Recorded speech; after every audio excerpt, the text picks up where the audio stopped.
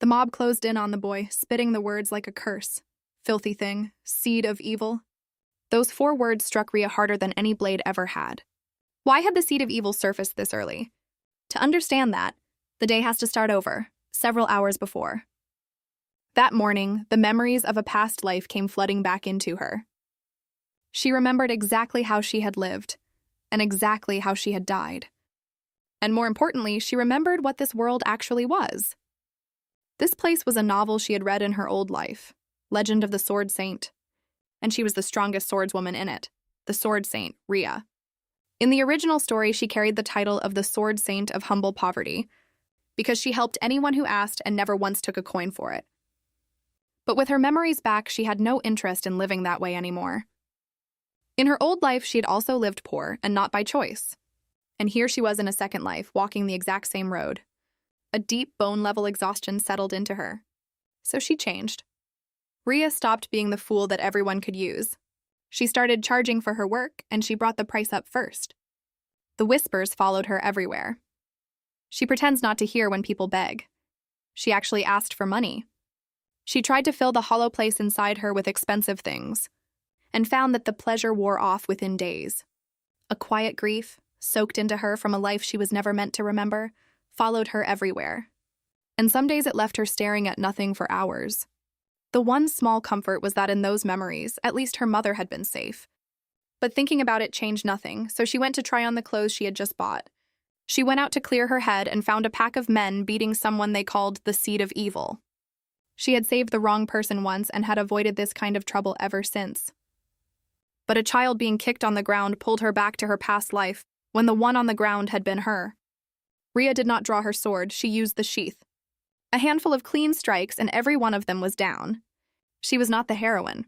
She was a side character, the protagonist's sword teacher, discarded once she stopped being useful. And the one who would kill her was the Seed of Evil, the vessel of the Dark God. And the Seed of Evil was this milk-faced boy? Rhea stood frozen, and then her sword slipped out of her fingers. This could not be right. In the world of Legend of the Sword Saint, 2 gods came before everything else. The Primordial made 2 beings to hold the world in balance: Sinner, light and order; Cassian, darkness and ruin. And in the end, the Dark God won. The sun went out of the world, and nothing was left but endless night. But in the last moment before extinction, Sinner planted one seed of hope, a single firefly in a very long night. That seed was the first Saint King, Azaren, and the 4 heroes beside him, Rhea's distant ancestors. Azaren bound their strength together and struck the Dark God down. But they had missed one thing. The Dark God never truly dies. Through endless cycles of rebirth, he will always come back. Azaren's prophecy became a curse on everyone who came after him. Because of it, children born in this age were accused, hunted, and executed as seeds of evil, on nothing but rumor. Not one of those children ever dreamed they had been born as the vessel of a god. And Rhea was watching it happen with her own eyes. A boy accused of attacking the man who took him in and running. In a few years he will be a monster, they shouted, ready to execute him without a single question asked. The cruelty of the crowd twisted something in a heart Rhea had assumed was already dead. She looked straight at the boy and asked his name. "My name is Sigrian," he said, perfectly serious. The name stopped her breathing. She turned him over, refusing to believe it, needing to be certain. And with the sight she had gained the day she crossed past the limits of a human being, Rhea saw the mark of the Dark God, burned into his back. The prophecy was true. This boy was exactly the seed they were hunting. And she took him home with her anyway. Watching him tear into a meal like he had never had one, Rhea had no idea what she was supposed to do with him. In the original novel, the story ends with half the world gone, the hero and the villain Sigrian dying together. Rhea could not sit still and let that happen. This was the world she had bled for without stopping. The world she had traded every person she loved to protect. She was not going to lose it to one blind prophecy. There were 2 ways to stop the Dark God from waking: cleanse the power inside him or kill him. But she kept hearing what he said in the forest, that he struck his foster father to stop the daily beatings. And when he said, "I will not do it again, I can cook. I can do anything you tell me. Please take me with you." The second option stopped being something Rhea could do. Maybe in the original story, the reason the Dark God swallowed him was simply that nobody ever gave him a place. and something in him looked exactly like her own past. It went through her like a wire. She made her decision. You would really do anything I say? Yes, the boy answered without a pause. Then stay with me. In that moment, Rhea chose to be his guardian, his teacher. She would raise this boy well so that he would never turn. That night, while Rhea slept, the boy opened his eyes. Or rather, the will of the dark god sitting inside a body far too small for it. Nothing was left of the frightened, discarded child in that stare, only cold, arrogant, killing intent. The Sword Saint is a nuisance, the thought slid through his head. Should I kill her now? A thin blade of intent leaked out and was snuffed instantly. Rhea sat bolt upright in bed and he flinched. Can she sense me? But she was only sleepwalking. She was still deep under. The dark god let out a breath, then tightened his guard again. He had perhaps a tenth of his strength back, and even suppressed. It was better if the Sword Saint never found out.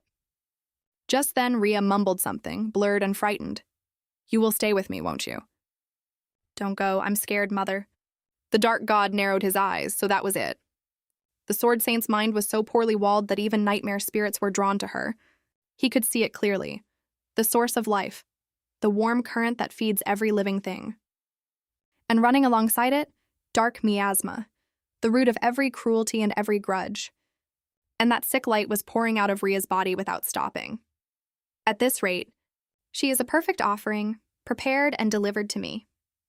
The hunger in that thought was enormous. He tore the nightmare spirits off her with a burst of power. His offering was not going to be damaged. A perfect vessel to restore me, I will use you down to the bone. And when I finally have my strength back, I will kill you.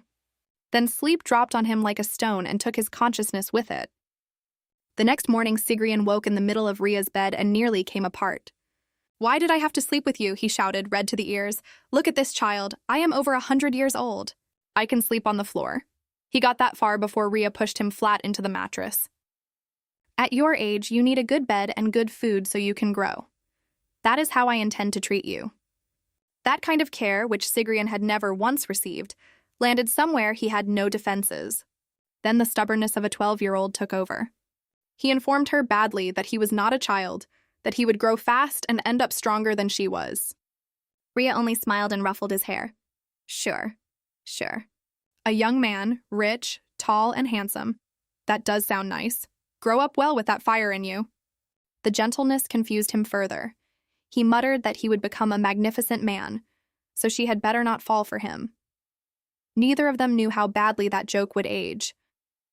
And then, somehow, in that strange warmth, he was asleep in minutes. When he woke, he could not look at Rhea, who was already awake and watching him warmly. Why do you keep looking at me like that? He stammered. Rhea corrected him gently. You should say, did you sleep well, my lord? So she explained patiently. To live properly in this world, you have to learn how to behave. Only then can you become a good man with something like honor. She never finished. She felt a strange current of energy nearby. Rhea took her cloak and walked out without a word. What she did not know was that he heard it as punishment. He had not obeyed, and he had been left. Sigrian pounded on the door, shaking. Rhea, I was wrong. Don't leave me here alone. And Rhea was only answering a summons from the Saint King, Sefer. He greeted her warmly. Sefer had come because a prophecy had come down.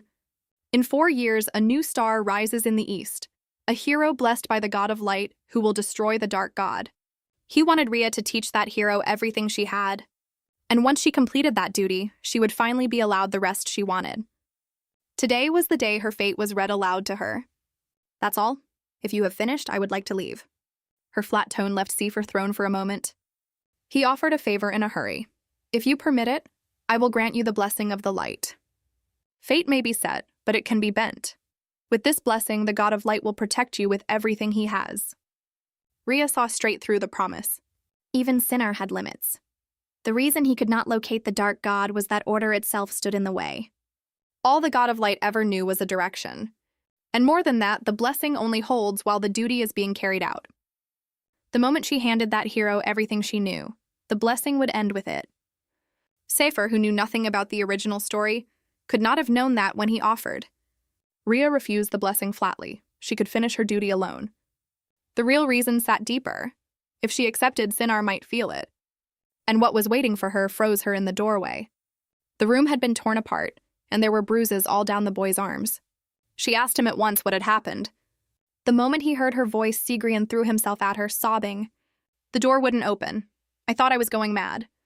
I thought you left me because I didn't listen, so I did this to myself. Those broken, desperate words went into Ria's chest like a knife, and she remembered what Sefer had warned her about. The vessel of evil may approach in order to break you, better still to conquer you. If you face the Dark God, be careful that you are not hollowed out. The Dark God always knows how to find the weakest part of a person.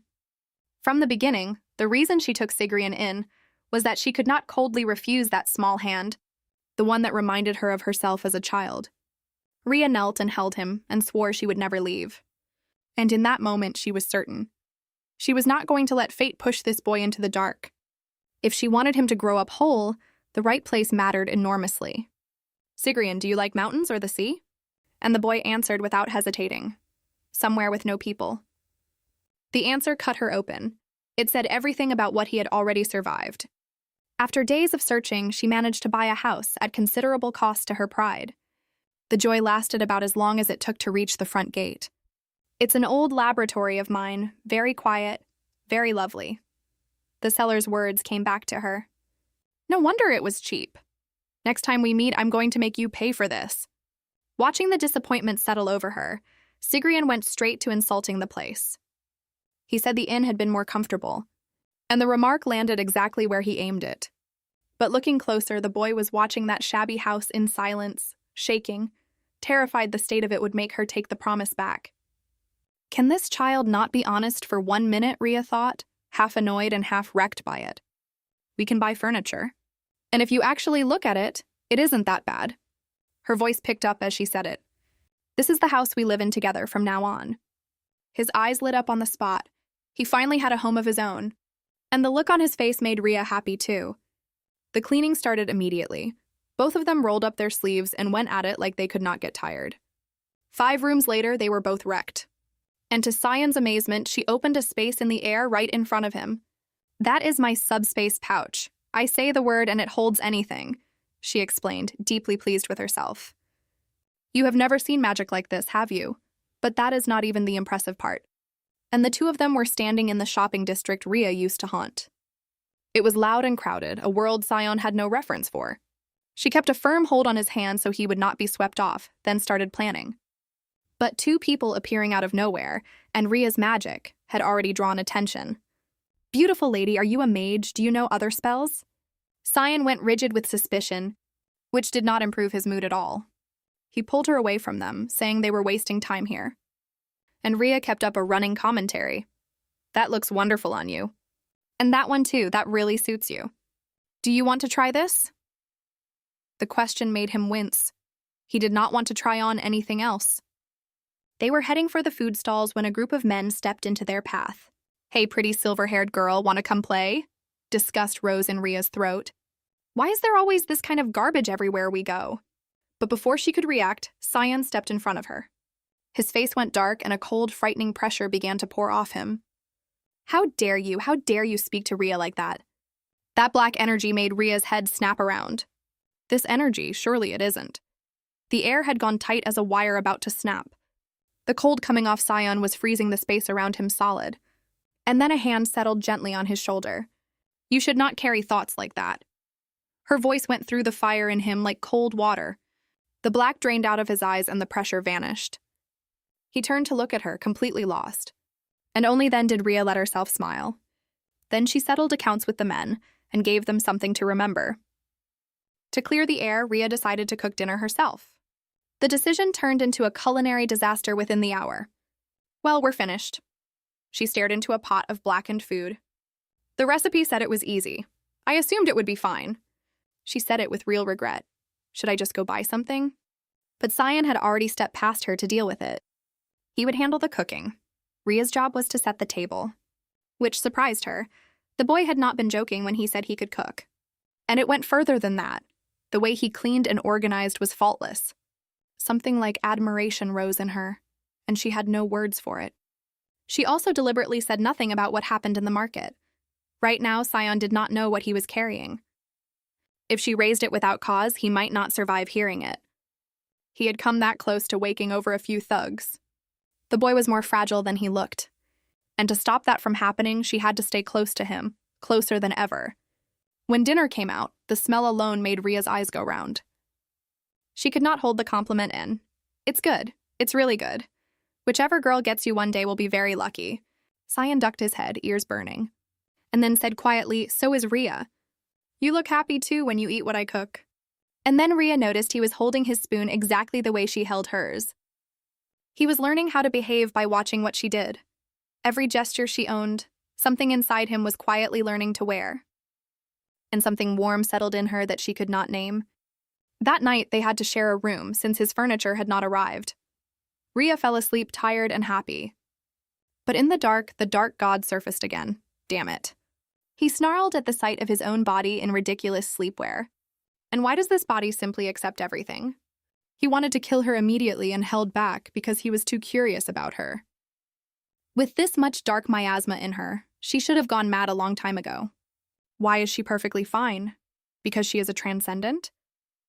He could absorb this energy and ease her pain. But then he remembered her playing dress-up with his body all afternoon, and the fury came back. So he turned away and left her to the nightmare.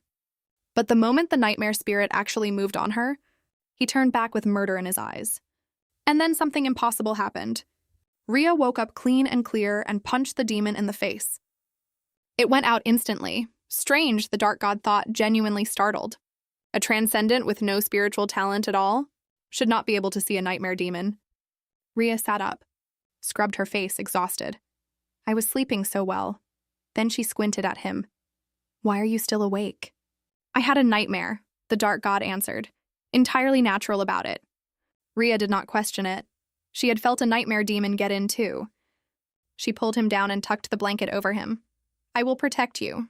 I know how to drive those things off. A friend of mine, an elf who can see every kind of spirit, taught me. She patted his back gently. So stop worrying and sleep. Those words settled over him like a net he could not see. Once she was under, the dark god sat up. Protect me. Looking at how fragile she was right now, he found it nothing short of arrogant. And the warmth of it made him greedy. If you fail to prove your worth, I will kill you, Ria. A week went by peacefully, and the new rhythm settled into place. At dinner, Cyan said he wanted to learn the sword, and it set off something complicated in her. In the novel, the dark god never used a sword. His divine power alone was enough to grind everyone into the ground. The one time he ever held one was to mock the hero. Am I not reproducing your master's technique better than you? And he had copied that technique after seeing it once, on the day he killed Ria in her past life. She let out a long breath. I was so rattled I couldn't even answer him properly. A dark god that strong. Nobody knows where the ceiling of that body is. If I teach this boy the sword, it could lead somewhere genuinely terrible. But watching Cyan's face fall, she was looking for a way to stall when an urgent call came through her magic link. Who is this? Ria answered. Hey Ria, what are you up to? The voice nearly punched a hole through her eardrum. The caller was Hex, Grandmaster of the Twin Kings, an old drinking friend, and he apologized fast. Long time no see. How have you been? Shall we go wreck ourselves tonight? For a drinker like her, that was very hard to turn down. She needed to stay sober for a while. She could not afford to get pulled into that. Hex sighed and gave up, then changed the subject. You are about to hand over the title of Sword Saint. Because a real genius has appeared. His name is Aaron Hire, son of Marcus Grodon. Do you know him? The news drained the color out of her face. Of course I know him, she thought. In the original, Aaron Hire was not only the star in the God of Light's prophecy, he was also the one who confessed to his own master, to her face. Ria had not expected Hex to bring him up this early, but she recovered fast and decided to play dumb. Then Hex dropped a suggestion that made her head spin. So take him as your disciple. She went completely still. The last thing she wanted was to be tangled up with the protagonist. Out in the yard, Cyan was quietly falling apart. Thinking about how serious her face had gone when he asked to learn the sword, a vague fear started working its way into him. I should have stayed with the cleaning and the cooking. What if she tells me to leave? And just as the dark thing in him began to grow, Ria's voice brought him back. She smiled at him. Let's go pick out furniture for your room. Ria noticed that Cyan disliked anything ornate or loud. When they were done, she suddenly said she needed to stop somewhere. Can you wait at that cafe? And in that instant, his fear of being left came back at full force. She saw the unease in his eyes. To settle him, she pulled a bracelet out of her pocket. Sion. Hold on to this for me. Her voice went very gentle. It belonged to my mother. Sion stared. Why are you giving me this? Rhea smiled. So you feel safer. I think this works better than anything I could say. I will come back to you as long as you are still holding it. So stop worrying. Sion closed his hand around it and nodded. I will wait at the cafe. Come back quickly. Rhea. To settle him further, she pointed at a bakery nearby. I am going right there. You can see me the whole time from the cafe. Only when he watched her walk into the bakery did Sion breathe again. He sat down and turned the bracelet over in his hands. I am always so greedy. I know Rhea is strong enough to protect herself. I just don't want to be a burden to her. Maybe one day, he thought, he could stand beside her instead. The thought broke off when a stranger walked up to him, with suspicion all over his voice. Hey boy, where did you get that bracelet? Rhea had just come out with warm bread in her arms, and the smile died the instant she saw the crowd around the cafe. A passerby told her a man was making a scene. She did not wait for the rest of the sentence. What is this? Sion would not steal anything. The man was absolutely certain Sion had taken it. Sion fought back hard. Someone important gave it to me. I did not steal it. But the man only got louder. If you keep this up, I will take it from you by force. Sion saw her coming and called her name, surprised. And the man, hearing her name, lit up with delight, whipped off his hood and greeted her cheerfully. Rhea was far past noticing any of that. She simply punched him hard, leaving Sion and the watching guards with their mouths open. Hex took a thorough beating and scratched his head, apologizing. I didn't know you two knew each other. Rhea's voice stayed cold. Even so, a man called a grandmaster, threatening a child. That's a bit strong, but who is this? She turned to look at Sion, unsure how to define what they were. And then she saw the boy's face, and she had her answer. This is my disciple. Rhea looked at her friend with something complicated in her chest. Hex was the only person she could tell anything to.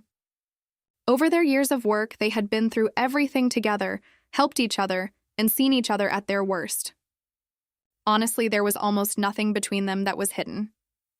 But not this. She could not say Sion was the vessel of the dark god. She could not be sure Hex would take it well. So she chose a softer version.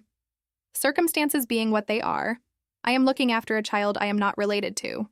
Hex looked Sion over with open curiosity. So this is your disciple? Then he lowered his voice, full of sincere concern. I say this because I genuinely care.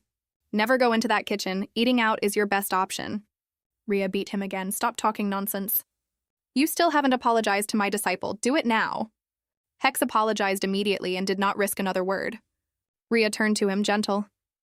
You don't have to accept that apology, Sion. Then, over her shoulder, dry as bone. Shameless. Hex sighed. At least you are teaching the child something good.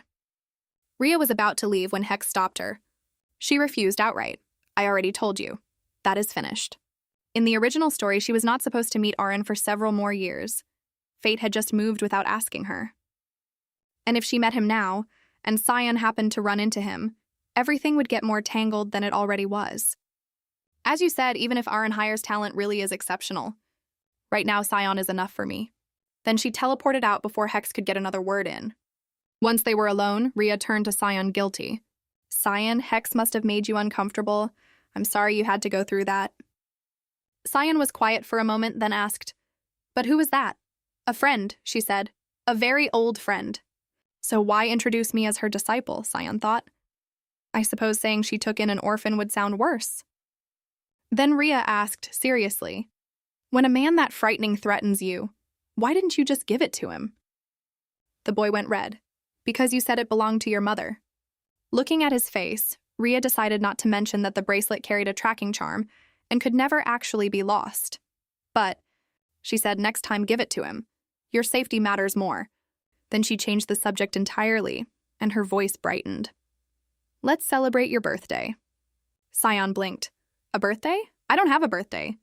A few days earlier, while he was reading, she had asked him, So do you know about birthdays? He shook his head. I don't know what that is. Rhea did not buy it. Who doesn't know their own birthday? Sion turned away, irritated. Stop talking to me. I'm reading. Rhea did not give up. She wheedled, "Come on, just tell me." And inside, Cyan was quietly undone by it. "Rhea," he said carefully, "I can't answer because I don't know either." She looked at him and her voice softened. "I am your master. And I don't even know my own disciple's birthday. How can that be?" Cyan looked up. "Master, what do you mean?" Rhea smiled. "What do you think it means?"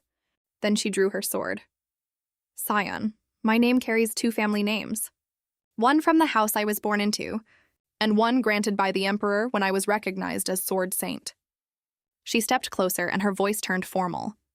"For you to inherit this name means you have become my disciple in full. I give you my name, Rasuda." Rhea looked down at the blade in her hands and something uneasy moved in her. "I don't know whether this is the right thing to do. If Cyan learns the sword from me and one day destroys the world, I will regret this exact moment for as long as I live." But she had decided the day she brought him home. She would gamble everything she had to make this child happy, so that he would never once think about destroying anything. And if she gave it all and Cyan still surrendered to the dark, even if it cost her life. That resolve moved her hand. The name of this legendary sword is Verisona. It adjusts its own size to whoever holds it, and now she was handing it to him.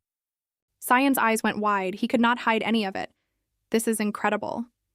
A legendary sword like this for me? It came up out of him all at once, and he threw his arms around her. His voice broke. "Thank you. I thought you were going to leave me." He looked up at her, face soaked. "I love you, Rhea. I told you I would never leave you." She wiped the tears off his cheeks. "Come on, no more crying. Let's celebrate. You have a new family name now. So let's make today your birthday, to mark becoming a new person." Cyan. That evening, Rhea looked around his new room, satisfied. It finally looks like a real room. Sleep. Sword training starts tomorrow. Then she turned serious. "Fair warning, my training is brutal." Cyan nodded, set. "I understand. I'll be ready for it." Then he ducked his head, hesitating, and she noticed. Rhea turned back, surprised. "You don't want to sleep alone?" "It is frightening being alone, isn't it?" Cyan went scarlet. "It's not like that." "I'm going to sleep. You should too." Rhea laughed as he dove under the blanket. He really does seem happy about being my disciple, she thought, and the warmth of it was hard to hold. Knowing Cyan hated having his hair touched, Rhea put a goodnight kiss on the top of his head anyway. And Cyan kissed her cheek. Red to the ears, "Good night, Rhea." The dark god took Cyan's body and walked to her bed. "You want to make me your disciple?" His voice was cold and full of mockery. "You open yourself that easily. You are astonishingly weak. It will be entertaining, using your own technique to destroy my enemies." Then he laughed, and there was nothing human in it. "The picture of you with everything taken from you in despair. Stupid, ignorant Rhea of mine."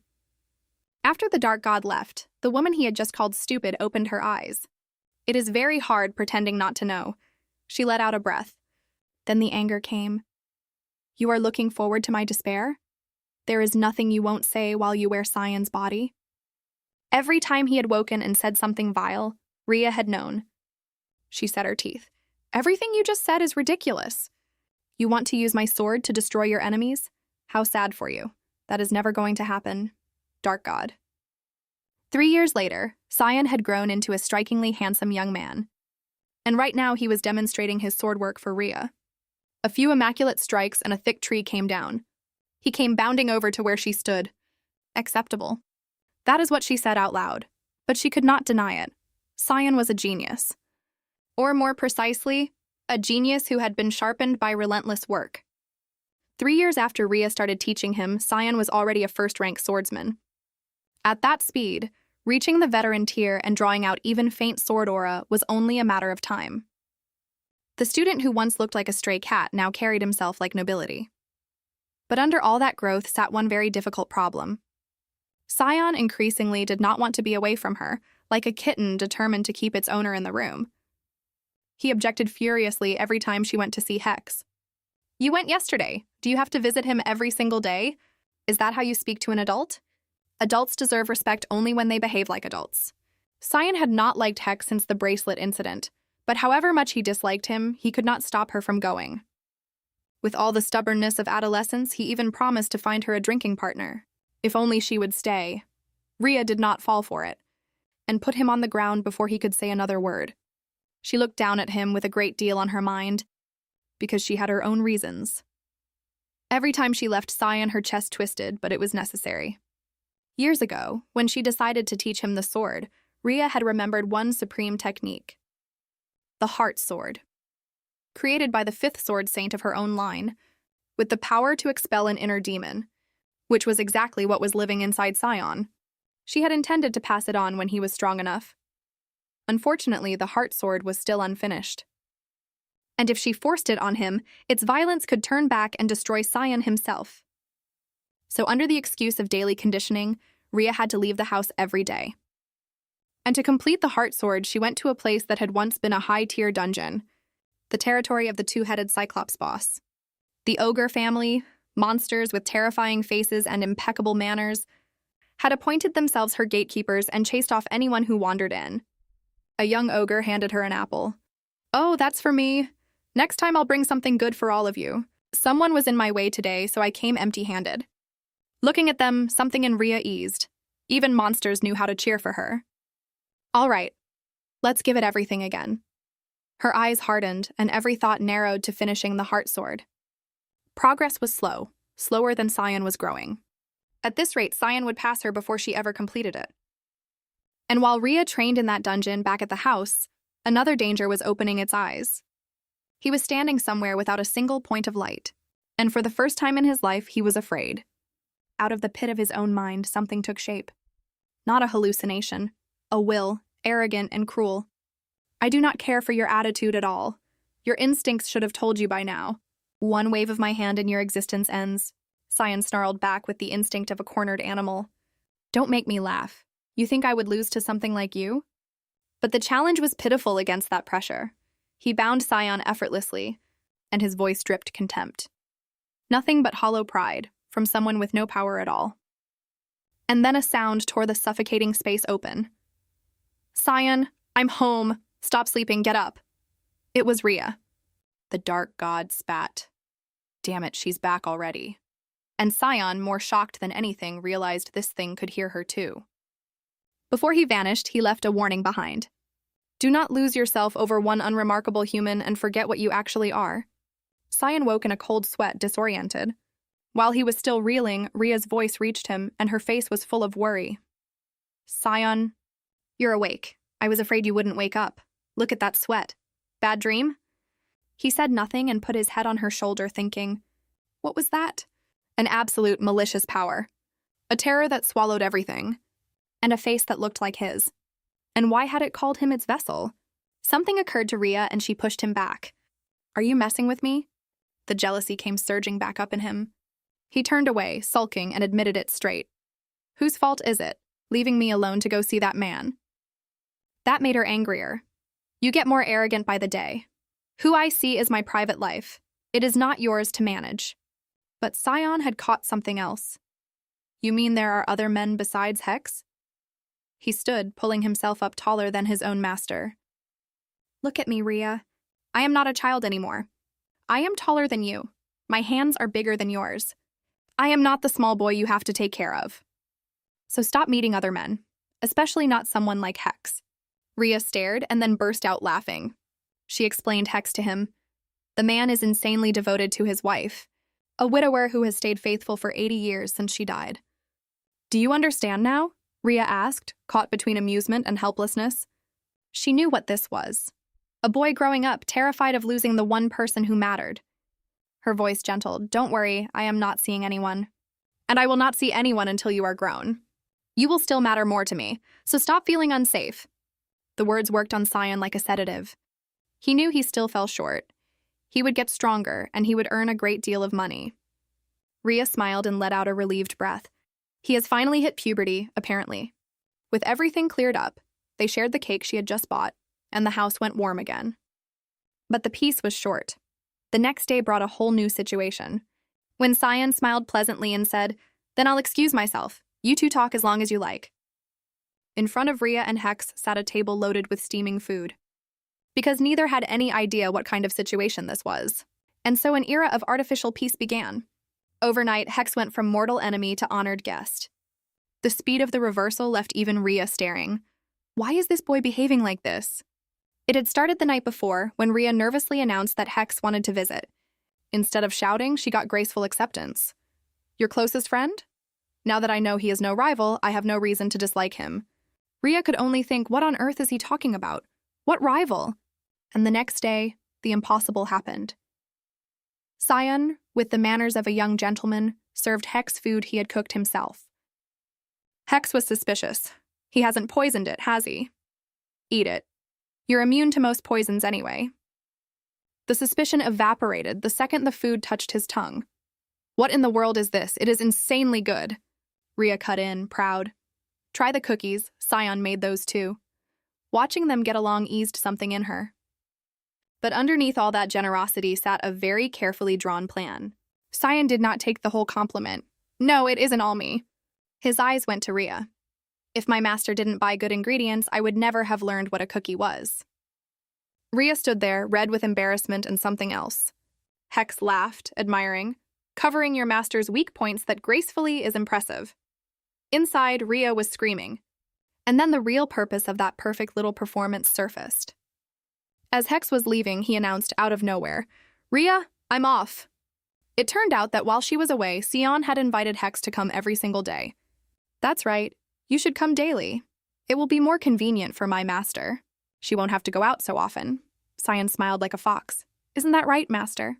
And Rhea went still, realizing the whole thing had been a scheme to keep her home. Rhea stood there feeling the wall of her own freedom coming down. If this continued, not only would she never finish the Heart Sword, her private life would be entirely managed for her. That was not going to happen. A few days later, trying to take back some control, Rhea abruptly dragged Sion out of the house. Sion stopped short when they arrived at a loud, crowded festival. Why are we here? Rhea explained, breezy. What? Village festivals are wonderful. This only happens on special days. You've been working hard, entertaining guests. And it has been a long time since it was just us. Besides, isn't this a good chance to meet people? Just then, a squeal of delight pulled both their heads around. You're amazing. That dart throwing is Blue Rose Corpse level. I'm keeping this rabbit forever. Rhea watched it and smiled. How lovely life can be. Sion went straight to the game stall, which surprised her. A little later, he came back with a stuffed cat and handed it to her with a wide, boyish grin. And the delight on her face left him standing there, staring. But the far more embarrassing part was still ahead. Rhea walked him to the dancing and started coaching him. Right hand on your partner's hand. And when you dance, look your partner in the eye. The whole sequence had Sion crimson. But the moment he agreed, Rhea stepped back and put another girl in her place. Rhea's plan to socialize her disciple at the festival was not going well. Sion simply stood there, refusing to cooperate. And she sighed. Impossible. Why won't that boy dance? He was perfectly fine dancing with me a minute ago. Not long before, Rhea had come to an uncomfortable realization. Watching the way Sion only ever wanted to cling to her, she understood how closed off he really was. Her original goal had been to raise him kind, to build up enough humanity in him to live among people. But instead, all of Sion's trust and all of his goodwill went to exactly one person, her. Which was why today's outing had failed so completely. Is social contact still too much for Sion? She wondered, disappointed. Then a man approached her. If you're resting because you have no partner, may I have the honor? Sion was still turning over why she had swapped partners at all. Panic rising. That posture was unmistakably an invitation to a woman. No, you are my partner. The tone left no room. But when he saw her look, the one that said, why would you abandon your own partner? And he wanted to say that who he danced with was not her business. Before he could, Rhea had taken his arm and told the man, as you can see, I already have a partner. Watching the man retreat, Rhea let out a breath. There. Handled neatly. Sion did not agree. His voice was all suspicion. The problem is, what was that man trying to do to you? Rhea explained. From the way he spoke, I think he was a noble. He probably assumed I was a commoner, so he asked me to dance. And if I refused, he could make a scene and claim insult. You could simply have told him you are a noble too. Because you are, Rhea, Sion said, entirely innocent about it. She shook her head. You really do not understand romance at all. If my identity got out here, would anybody still feel comfortable enough to have fun? She looked out at the crowd. This festival happens once a year. For today, everyone wants to set their worries down and enjoy themselves. I don't want to ruin that, and we don't want to be bothered either. Rhea smiled. Days like this are perfect for meeting new people. She had no idea someone was already on his way to her. Then her tone shifted and she pinched his cheek. You abandoned your partner and ran over here. Is that what I taught you? That girl is happily dancing with someone else now. Not lonely in the slightest, which shut Rhea up completely. I kept stepping wrong, and she was clearly disappointed. Then another boy wanted to dance with her, so I traded. Sion held out his hand, implying the rest. The thing I am bad at is dancing. Rhea looked at that and sighed. You win. I'll help you until you're used to it. And for the rest of that afternoon, they danced without a thought in their heads, in the warm light of a setting sun. Somewhere else, the protagonist of the original novel was bored out of his mind. Aaron Heyer was sick of conversations that glittered and said nothing. Then a rumor caught his ear. Have you heard about the dungeon in the Goldstrong Range? Didn't the Sword Saint clear that out ages ago? She did, but they say a new boss has appeared there. Adventurers passing by can feel enormous power coming out of it. Aaron Heyer took a slow sip of wine, and his eyes came alive. A new boss has appeared. Now that could be interesting. And at the festival, with no idea what was about to open up in front of them. Rhea, I want to go hunting with Hex for a few days. Go ahead. She agreed instantly, which surprised everyone. The reason she agreed so easily was that this was only the second time Sion had ever directly asked her for anything. She wanted him to develop socially, and blocking him from what he wanted made no sense. And when he said he felt he depended on her too much, Rhea could not find the word no. But Sion, can you really manage? You have never actually fought a monster before. Sion answered with flat certainty. Yes, I can. With Sion off on his first real journey, Rhea began her own training in earnest. Cultivating the heart sword starts with meditation, expelling every memory and distraction from the mind, and reaching a stillness that nothing can shake. To pass the limits of the flesh and become a transcendent being, one must accumulate more memory and more feeling than an ordinary person carries. But the thing that kept breaking Rhea's training was those exact memories from her past life. They arrived without warning and swept her away like a flood, even mid-practice. They lived inside her, and they were the only thing she could not control. In this state, mastering the heart sword would be extremely difficult. Rhea knew she had to find some way around it. While she poured herself into training, Sion was not idle either. He followed Hex on the hunt and learned how to fight alone. Day after day, and finally the day came for Sion to return. Rhea broke out of her training state, but time passed with no sign of her student, and the worry started climbing. Knowing Hex, he would never let Sion get into real danger, and she decided to go looking. And the moment she opened the door, the two of them were already there, and then went straight to Furious. You wretched boy. If you're going to be late, the least you can do is tell me. Then she saw the state of him and changed tone. Are you hurt anywhere? Sion, filthy and scraped, said, That's from hunting with Hex. Monsters, she said, astonished. Sion reassured her quickly. Don't worry, I'm not hurt. Then he pulled something out. And I have this for you. He offered her a small gift, smiling. Happy birthday. 4 simple words erased every ounce of worry and scolding. All that travel, all that danger, only to bring this back. Rhea stood there completely still, holding something warm she could not name. Hex could not contain himself and started reeling off the whole trip. He didn't show a scrap of fear even facing high-tier magical beasts, and he used the magic scrolls so cleanly he dropped them in seconds. There was open admiration in his voice. I knew Sion had first-rank technique, but honestly, I thought this would be too much for him. He fought so well I nearly tried to take him as my own disciple. Rhea, you raised him well. Where exactly did you pick this child up? Rhea answered without hearing a word. Yes. Sion's skills are excellent. Her eyes had not left the little gift. Hex clicked his tongue. Why are you only staring at the present? Don't tell me you didn't know today was your own birthday. Rhea scratched her head, faintly embarrassed. I suppose so. I have probably lived too long. Things slip. And listening to the two of them, Sion decided something was not right at all. A determination caught fire in him. Let's throw a party. And so a surprise birthday party was assembled on the spot. Hex and Sion threw themselves into it with more enthusiasm than the guest of honor. Sion, where does this go? You two really don't have to go this far. Her protest was waved off. Hex shouted, The birthday girl sits there and eats what we make. Sion agreed. Exactly. Just enjoy it. Rhea laughed, feeling something strange and warm. Why are they more excited than I am?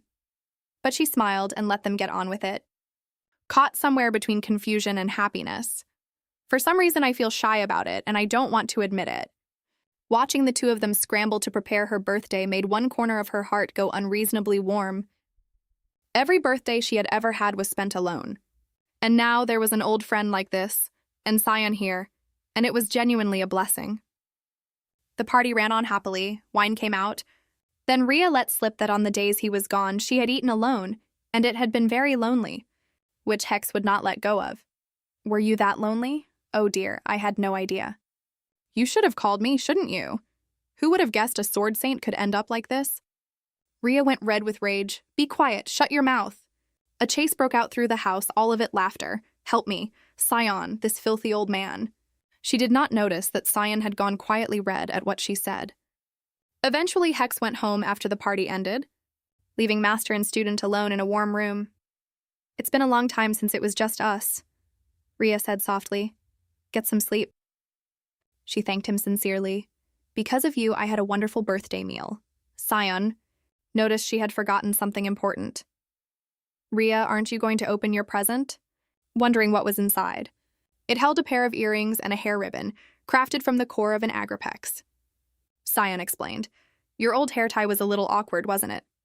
And from now on, so you never forget your own birthday again, I will remember it and remind you every year. As he put them on her, Sion murmured, They suit you even better than I imagined. But to Rhea, the finest gift of her life was probably this student. Thank you, Sion. After saying goodnight to Rhea, my heart, it's beating too fast and too loud. Something new, complicated and painful had started growing in him. When did I start looking at her that way? At the beginning, it was all simple. Rhea doted on him, and he was happy simply being near her. For Sion back then, that was everything, because he was no longer alone. But then, at some point he could not locate, it all changed. Moments with Rhea started to hurt. An ordinary bit of care, like out again in this state. I told you you'd catch cold if you didn't dry your hair, would send his pulse through the floor. Her small kindnesses became something he had no vocabulary for. And that excitement grew fast into a fierce wish to be closer to her. One day, while she was lost somewhere deep in her own thoughts, Sion appeared. What are you thinking about so hard? I called you for dinner and you didn't even hear me. Then he carefully draped a cloak over her. He noticed her watching him. Why are you staring at me? Nothing. Just thinking that the small child from years ago has grown into a decent man who looks after people. He had tried many times to smother what he was feeling. Rhea was the person he owed everything to, who had raised him when he was barely more than a wild animal. There had been moments when he hated himself for carrying feelings this filthy and this wrong, and something inside him was listening to every one of them. And the harder he tried to pull away, the less he could stand being anywhere else. Sion pressed a hand to his own chest. He was not going to give it up now, because he was in love with Rhea. And right then the dark god took hold of him, furious.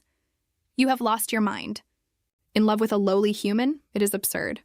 I wanted the Sword Saint's dark miasma to restore myself. What I want is a slave, not something to love.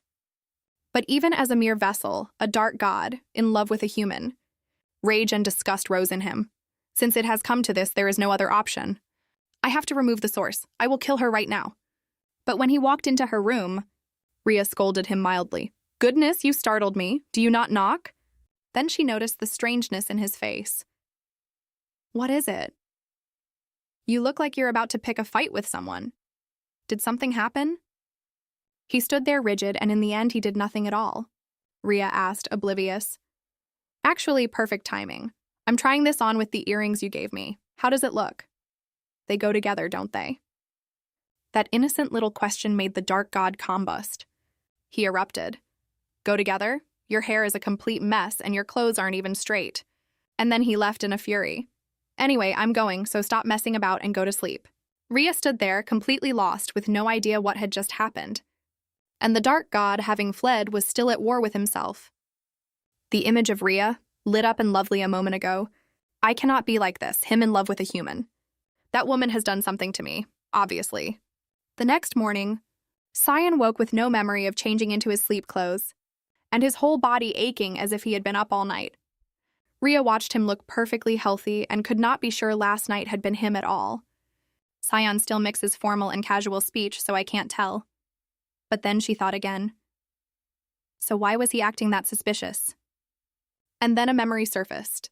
Sion's own declaration. I am not a child you have to take care of anymore. And she walked over to him. Do you really think I don't notice? You're hiding something from me. All this time, how could you lie to me? At the question, Sion froze solid, scarlet with panic. Inside that young man's head, the calculations were going at a terrifying speed. He thought in horror, has she worked out how I feel? Sion's voice shook. Keep calm. What do you mean by that? She smiled in triumph and leaned closer. So who is she? Sion was utterly lost. Who? She answered perfectly deadpan. Who else could I mean? The girl you've been secretly seeing behind my back. It is hard to describe how far Sion fell in that moment. He put his face in his hands and sighed like a dying man.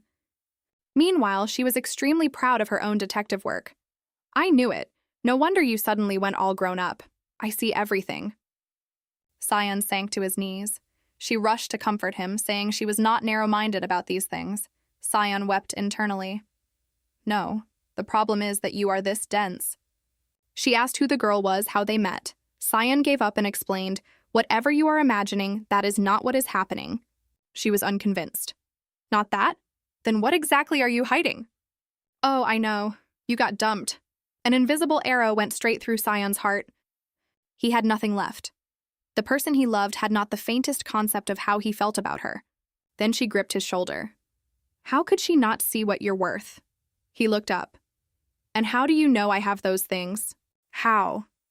She broke into a smile so bright it skipped his heartbeat. Because I have been right here watching you grow up. Sion sat there stunned, cursing himself for going soft at one foolish smile. She wrapped it up cheerfully. In any case, she has missed out on something very good. Sion turned for the stairs. Even someone like me who can do anything has one thing I will never understand. What is that? She asked. He turned back and his eyes were very soft and very full of something else. It is something impossible to understand, impossible to hold, and something I will absolutely never give up on. Naturally, in her hands, all of that poetry turned into alien code, which makes him seem a good deal more human. She went after him and offered comfort. Don't worry, one day you'll understand. He nodded along and changed the subject. Give me your ribbon, I'll tie your hair. Her eyes lit up at once. Let's see what you can do. That night, in the quiet of her bedroom, Rhea stood in front of the mirror looking at her neatly tied hair. She scratched her head. I'll admit it, he ties it beautifully. He says he only watched them at a salon a few times. Compared with the disaster I made of it yesterday. Lost in that nonsense, she turned and caught the black stuffed cat sitting smugly on the chair. A slightly guilty feeling came over her. It was not that she resented Sion being good at everything, only a small, petty flicker of envy. She sat on the bed, gathered the stuffed cat in, and sighed. Since I got you, Sourpuss, I don't feel alone anymore. The cat was Sion's prize from the festival. She remembered that day, the bells ringing for the winner of a whole year's contest. And Sion running over, beaming, holding it out. Here, he said proudly, it's yours. They had no rabbits, so I brought back a cat. When he asked what she would name it, Rhea hesitated, then decided. Sourpuss, I suppose. She held the black cat tighter. She had never intended to call it Sourpuss. The moment Sion asked, the name simply fell out of her mouth. Out of every name in the world, why that childish one? And she set the cat aside. Right, time for the real work. And opened an ornate jewelry box. Inside sat earrings set with brilliant red stones. She had told Hex and Sion she wanted them because they were pretty. The truth was that the stone was the core of an Agripex, and she needed it. A faint thread of dark miasma came off it. An Agripex is a beast that feeds on human dark miasma. So the core has one ability. It can temporarily seal the heaviest memories a person carries. No wonder the nobility hunted these things. Then she triggered the stone's reverse function, memory restoration. The dark miasma detonated instantly and swallowed her mind. The sounds came back like a nightmare, a whip, a voice with nothing human in it. Why do you keep making me hit you? Threaded through it, her own small voice begging, I'm sorry, Father, please stop. And underneath, the despair. Mother never wanted me. The memories tore through her and she buckled. This is the price of running. The longer memories stay sealed, the more they fester, until they come back and take the owner apart. She was gasping, sweat on her forehead. Sealed a short time and the side effects are already this bad. But she had no other option. For someone chasing the summit of the heart sword, the grief of a past life was the stone in the road. So she gambled on the Agripex core. The stone lasts 100 days. If she could master the blade in that window, perfect. But the method was unfinished, and there were far too many variables. And lay back on the cold floor, telling herself it was a last resort, only for when things were genuinely hopeless. Night came down and moonlight spilled through the window. On the floor, a woman thrashed in a nightmare. She moaned without waking, soaked through. "Father, I'm sorry, please don't." The door eased open and Sion stepped in, watching her curled tight around her own fear. His red eyes flared and he mocked himself. "I have no idea where I belong, and here I am, still hungry for these sweet things." Right then, black shapes began to rise and circle her, drifting closer, ready to eat what was left of a defenseless mind. They never got the chance. A steady hand came up, and his voice dropped, carrying enough killing intent to flatten the room. "Get out!" One squeeze of his fist and the dark power in him detonated. The spirits were crushed and gone before a single one could make a sound. Whatever was growing inside that boy was no longer small.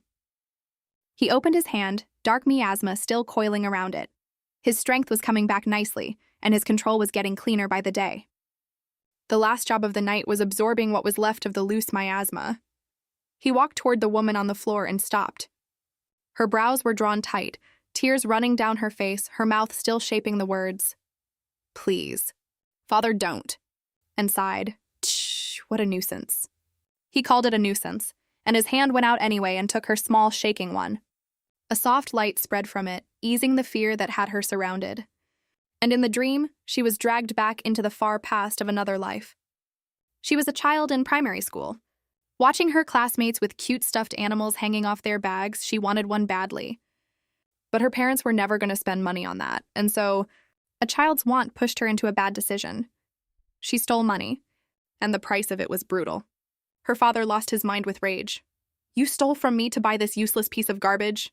She collapsed on the floor, staring at the black cat, torn to pieces. The first small wish of her life, ground under a heel. The man roared, "If you do wrong, you get punished. That is how it works," and raised his hand over his own small daughter. And in that exact instant, a firm hand closed around his wrist. A stranger in a black cloak stood there, and the pressure off him was enormous. Only a ghost in a set of broken memories. "How dare you touch her?" The man shouted, panicked, asking who he was, and Sion answered with a single word. Silence. Then he threw him into a black pit. The grim space became a night sky full of stars and drifting flowers in a blink. The dark god looked down at the ruined toy and muttered, "All this fuss over something this useless?" And then used his power to make the cat whole again, brand new. The little girl hugged it, eyes shining. "Mister, thank you so much." The dark god turned to go, leaving one line behind. "From now on, stop crying over useless things." And asked, "Mister, what's your name?" He glanced back, and under the moon and the falling petals, that face was almost unbearable to look at. He gave her a name, Cassian. Morning light came through the window, to a scene that stopped his heart. Rhea was fast asleep right beside him. Not only that, their hands were locked together, and Sion went white, sweating rivers. Why is Rhea sleeping in my room and holding my hand? This is not my room, which meant he had spent the night sprawled in a woman's bedroom, and the air went unbearable. Every alarm in Sion's head went off at once. Escape was clearly the correct strategy. And right then Rhea stirred. She pulled the stuffed cat closer and murmured, half asleep, "Sion, thank you." He stopped and looked back at that peaceful face with something enormous in his eyes, and answered her quietly, "No, I am the one who should be thanking you, always, and apologizing to you." Then he slipped out. Outside the door, he grabbed his own hammering chest.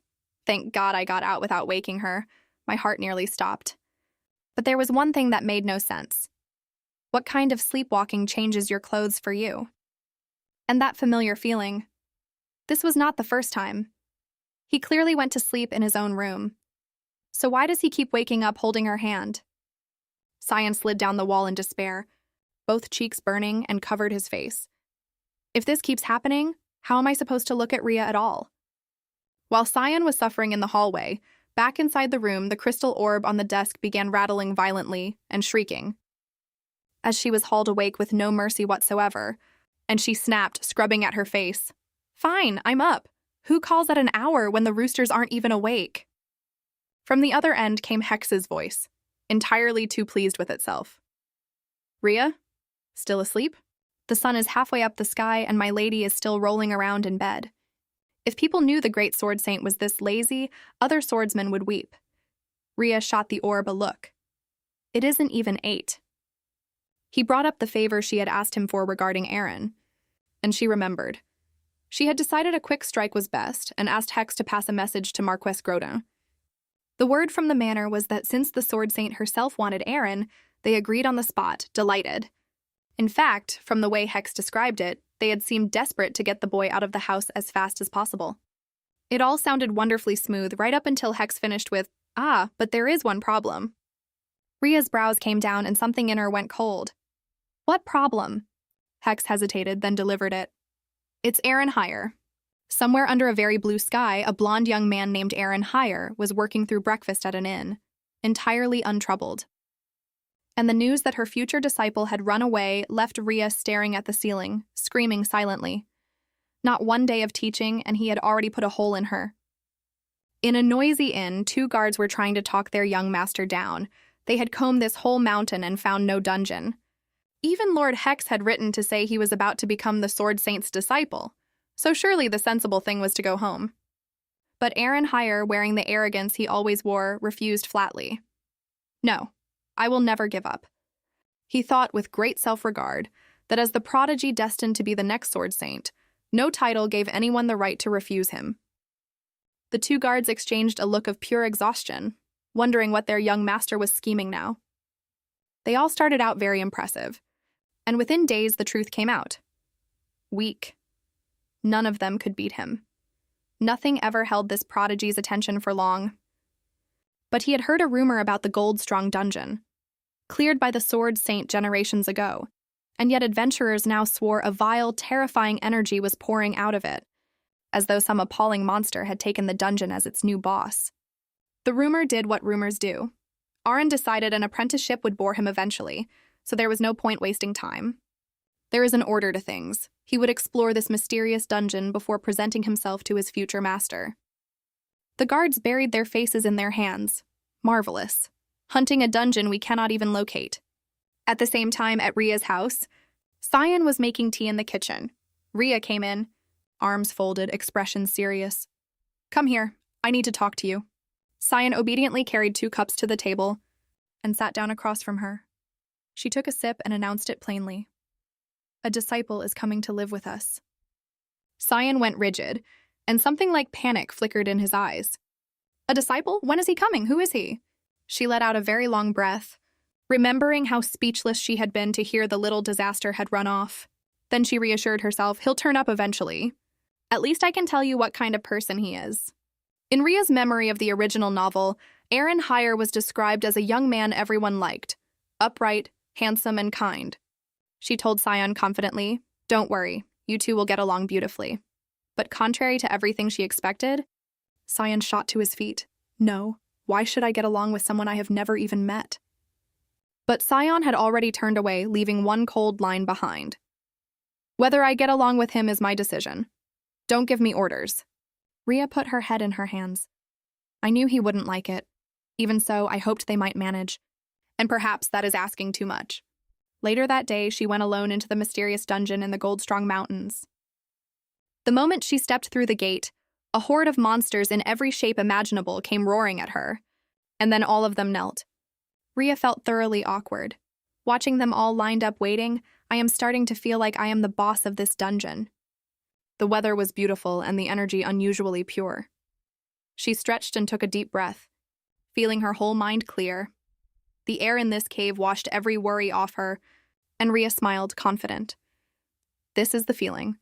I can tell. Today is the day I awaken the Heart Sword. Life is not a dream. She had held her focus for seconds when an explosion tore the whole atmosphere apart. What just broke my concentration? The culprit behind all that noise was, of course, the runaway young master, Ehrenheier. He was hurling himself at an enormous monster with his blood up, smirking to himself as he fought. "I've finally found you, and I'm going to wipe out every one of you." Certain he was about to land a spectacular finish. Instead, with a hard clang, his blade was stopped dead. And he sprang back, snapping, "Who blocked my sword? Who are you?" But the moment he actually looked at the face of the newcomer, the arrogant young master lost 5 full seconds, with nothing left in his head but the words, "Extraordinarily beautiful." Why would a woman like a fairy out of another world be standing in a filthy dungeon? Ignoring the stare, Rhea walked to the giant monster clutching its bleeding arm. She poured medicine gently over the wound and asked kindly, "Is everyone all right? Leave this to me. Go and rest over there." Ehrenheier watched it happen, and his brain simply stopped working. His voice sank. "Don't tell me you're the boss of this dungeon," where the monsters were happily gathering. She turned back to Aaron, eyes flat, and gave him one word: "Correct." And that set off the cheap heroism in Aaron's blood. He bellowed, "Foul monster! I will destroy you," and charged like a lunatic. But the young master was extremely green. Rhea barely moved, and a wave of sword aura went out and dropped Ehrenheier to his knees in agony. He thought, horrified, that he had not even seen her move, and with his chest screaming, Aaron was certain he had been cut in half. The realization stopped him. Hold on. There's no wound, but I clearly saw her cut me down. And only then did Rhea speak. "This land is not the property of humans. If they attacked people, their territory was invaded or hunger drove them. Can you call that malice?" She held her sheathed sword like someone who had settled these questions long ago. Never judge good and evil by the surface. The driest seed can still open into something beautiful. Aaron broke into a cold sweat. She threw me off with a sword she never drew. The gap between us is a canyon. This is honest advice from someone ahead of you, so listen carefully. He scrambled upright and called after that blazing silhouette, "Who exactly are you?" From childhood, the young master Ehrenheier had one idea drilled into him. Monsters are the shape evil takes, and however beautiful they look, they must be exterminated to the last. That mantra finally jolted him out of the trance her face had put him in. He slapped himself internally, thinking, high-tier dungeons really are devious. They even have monsters wearing the skin of a beautiful woman. Aaron leveled his sword at Rhea's face and roared, "Vile creature! You are not deceiving me again with that bewitching face." Rhea sighed and looked at the boy with cold eyes. "So you still refuse to understand? Then try killing me yourself." She spread her arms with complete indifference and dropped her sheathed sword on the ground. The young master was sweating, running calculations.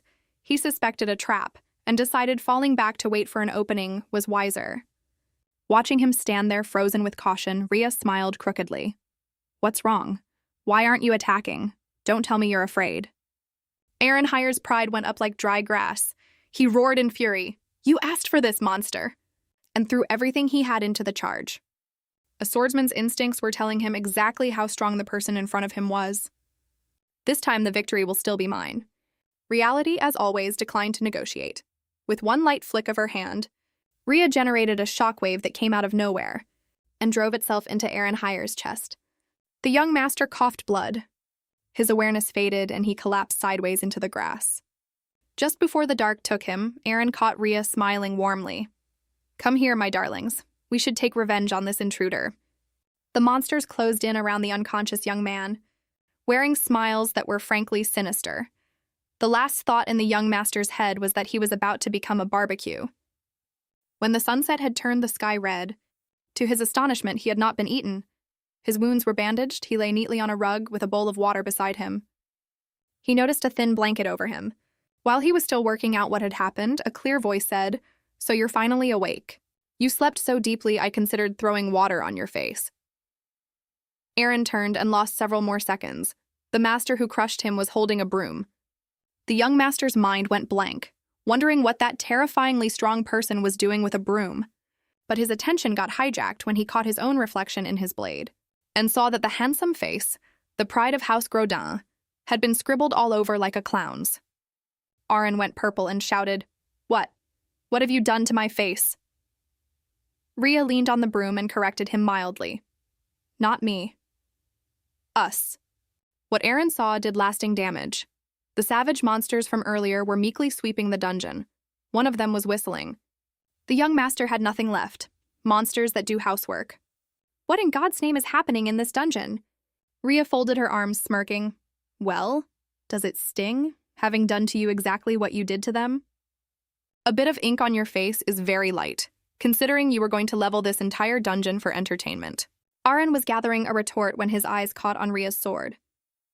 The royal crest was engraved on it, beautifully. That mark is given only to knights who have achieved something extraordinary by the Emperor's own hand, and the young master's head detonated, which meant the person in front of him was human, flesh and blood. And not only that, a senior of the highest possible rank. Aaron went pale, remembering how he had aimed a sword at a great senior's face, screaming that she was a vile monster and that he would destroy evil. There was not enough ground in the world to swallow him. Seeing him standing there stricken, with the color draining out of him, Rhea sighed and came over. She took out a handkerchief and gently wiped the ink off his face. Looking at your talent, I imagine you have been surrounded by boredom your whole life because you are too strong. Am I wrong? But using that strength for display is a mistake. It makes you a tyrant to weaker people. That cannot be what you are looking for. Every word went straight through Aaron Hire. She was right. Born to a noble house with a perfect face and monstrous talent, his life had been a road paved with roses. And precisely because it was that flawless and that dull, he had been starving for something. For a failure, so he could feel like he was actually alive. And now, tasting defeat for the first time, his heart was going harder than it ever had. Then handed him a bottle of medicine. Can you get home on your own? Take this and go before the sun sets. Instead of taking the bottle, Aaron suddenly reached out and closed his hand around hers. The young master's heart was slamming against his ribs.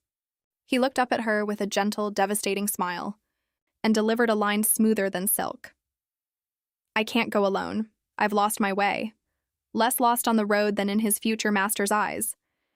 The instant he took Rhea's hand, Aaron Hire understood he was absolutely not letting go of it. There was one thought in that young man's head. If I let her leave now, I will certainly never see her again.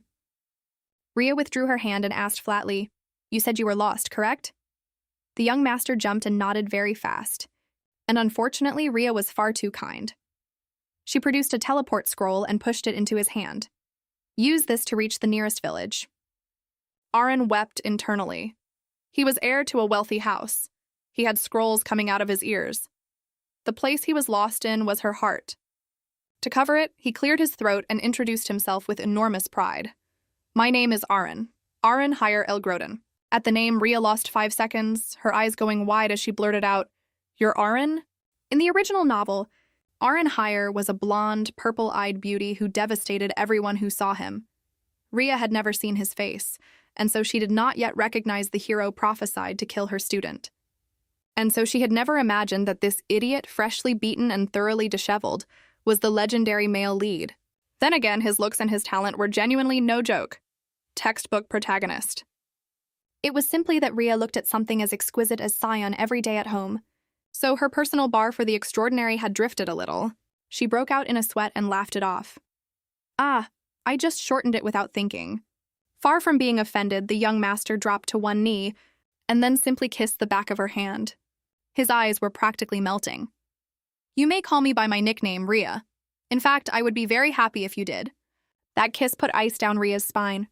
She remembered the original plot. After tasting his first defeat at the hands of the Sword Saint, Aaron Hire immediately caught a terminal case of it. He even declared, If I win, marry me. Then he became her disciple, trained like a madman to win her heart, and ended up the strongest swordsman alive. And the ending was appalling. Rhea died at the hands of the Dark God, and Aaron Hire spent the rest of his life on revenge. Reading it back then, Rhea had found the hero's devotion admirable. Now the person carrying that burden was her. She broke into a cold sweat and comforted herself with an obvious lie. One small gesture like that does not mean he likes me. She changed the subject fast. Aaron, why are you out here with no guards? Aaron lied without blinking. They won't worry. I've been thrown out. Rhea had no words. Hex clearly said he ran away. How has it become thrown out? This little disaster ran off precisely because he refused to become the Sword Saint's disciple.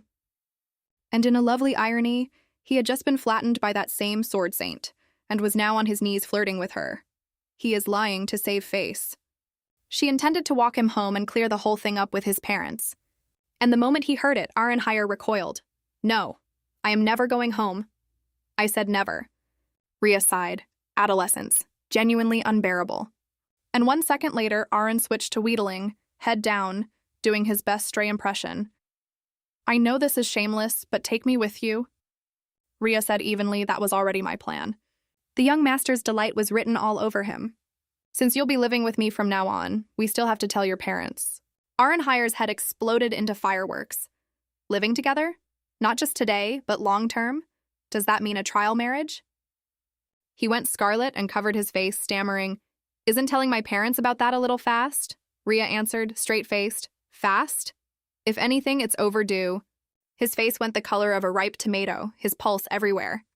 He waved his hands frantically and said his parents were extremely conservative and would never permit this. Rhea was baffled. I have the Marquis's letter as proof, practically begging her to beat some sense into his dreadful son. Perhaps we should, she started, turning to go, and Aren caught her hand and held on. He pleaded urgently, please take me with you. Rhea suddenly remembered Sion as a small boy. That pitiful child had also once wept, and begged her to take him in, promising to do anything she asked. Everyone carries something. Rhea sighed and decided she would write to the Marquis separately and explain. Seeing his master accept him, Aren started swearing extravagant oaths. I will do everything for you. I won't let water touch your hands. Rhea laughed to herself. I should thank Sion, really, for training me to expect someone else to do all the housework. Before leaving, Rhea made a point of saying goodbye to the monsters. Apologized for exposing their home with her training, and promised she would come back soon to keep the family safe. Then she held out her hand. Take it. We're using the teleport ring. And meanwhile, Rhea was quietly dreading how Sion would react to Aren at home. Still, she hoped the two boys might get along. And exactly as expected, the second she walked through the door, the living room was thick with gunpowder. Sion and Aren took one look at each other and started throwing sparks. Aren spoke first. Who are you? And why are you in Rhea's house? Sion did not give an inch. And who are you, walking in beside Rhea? Aren's eyes went round. What? Rhea? You dare use that name? Sion snapped. What business is that of yours? Watching two young men growling like animals, Rhea put her head in her hands. She had been extremely naive. One child chosen by the god of light, one by the dark god.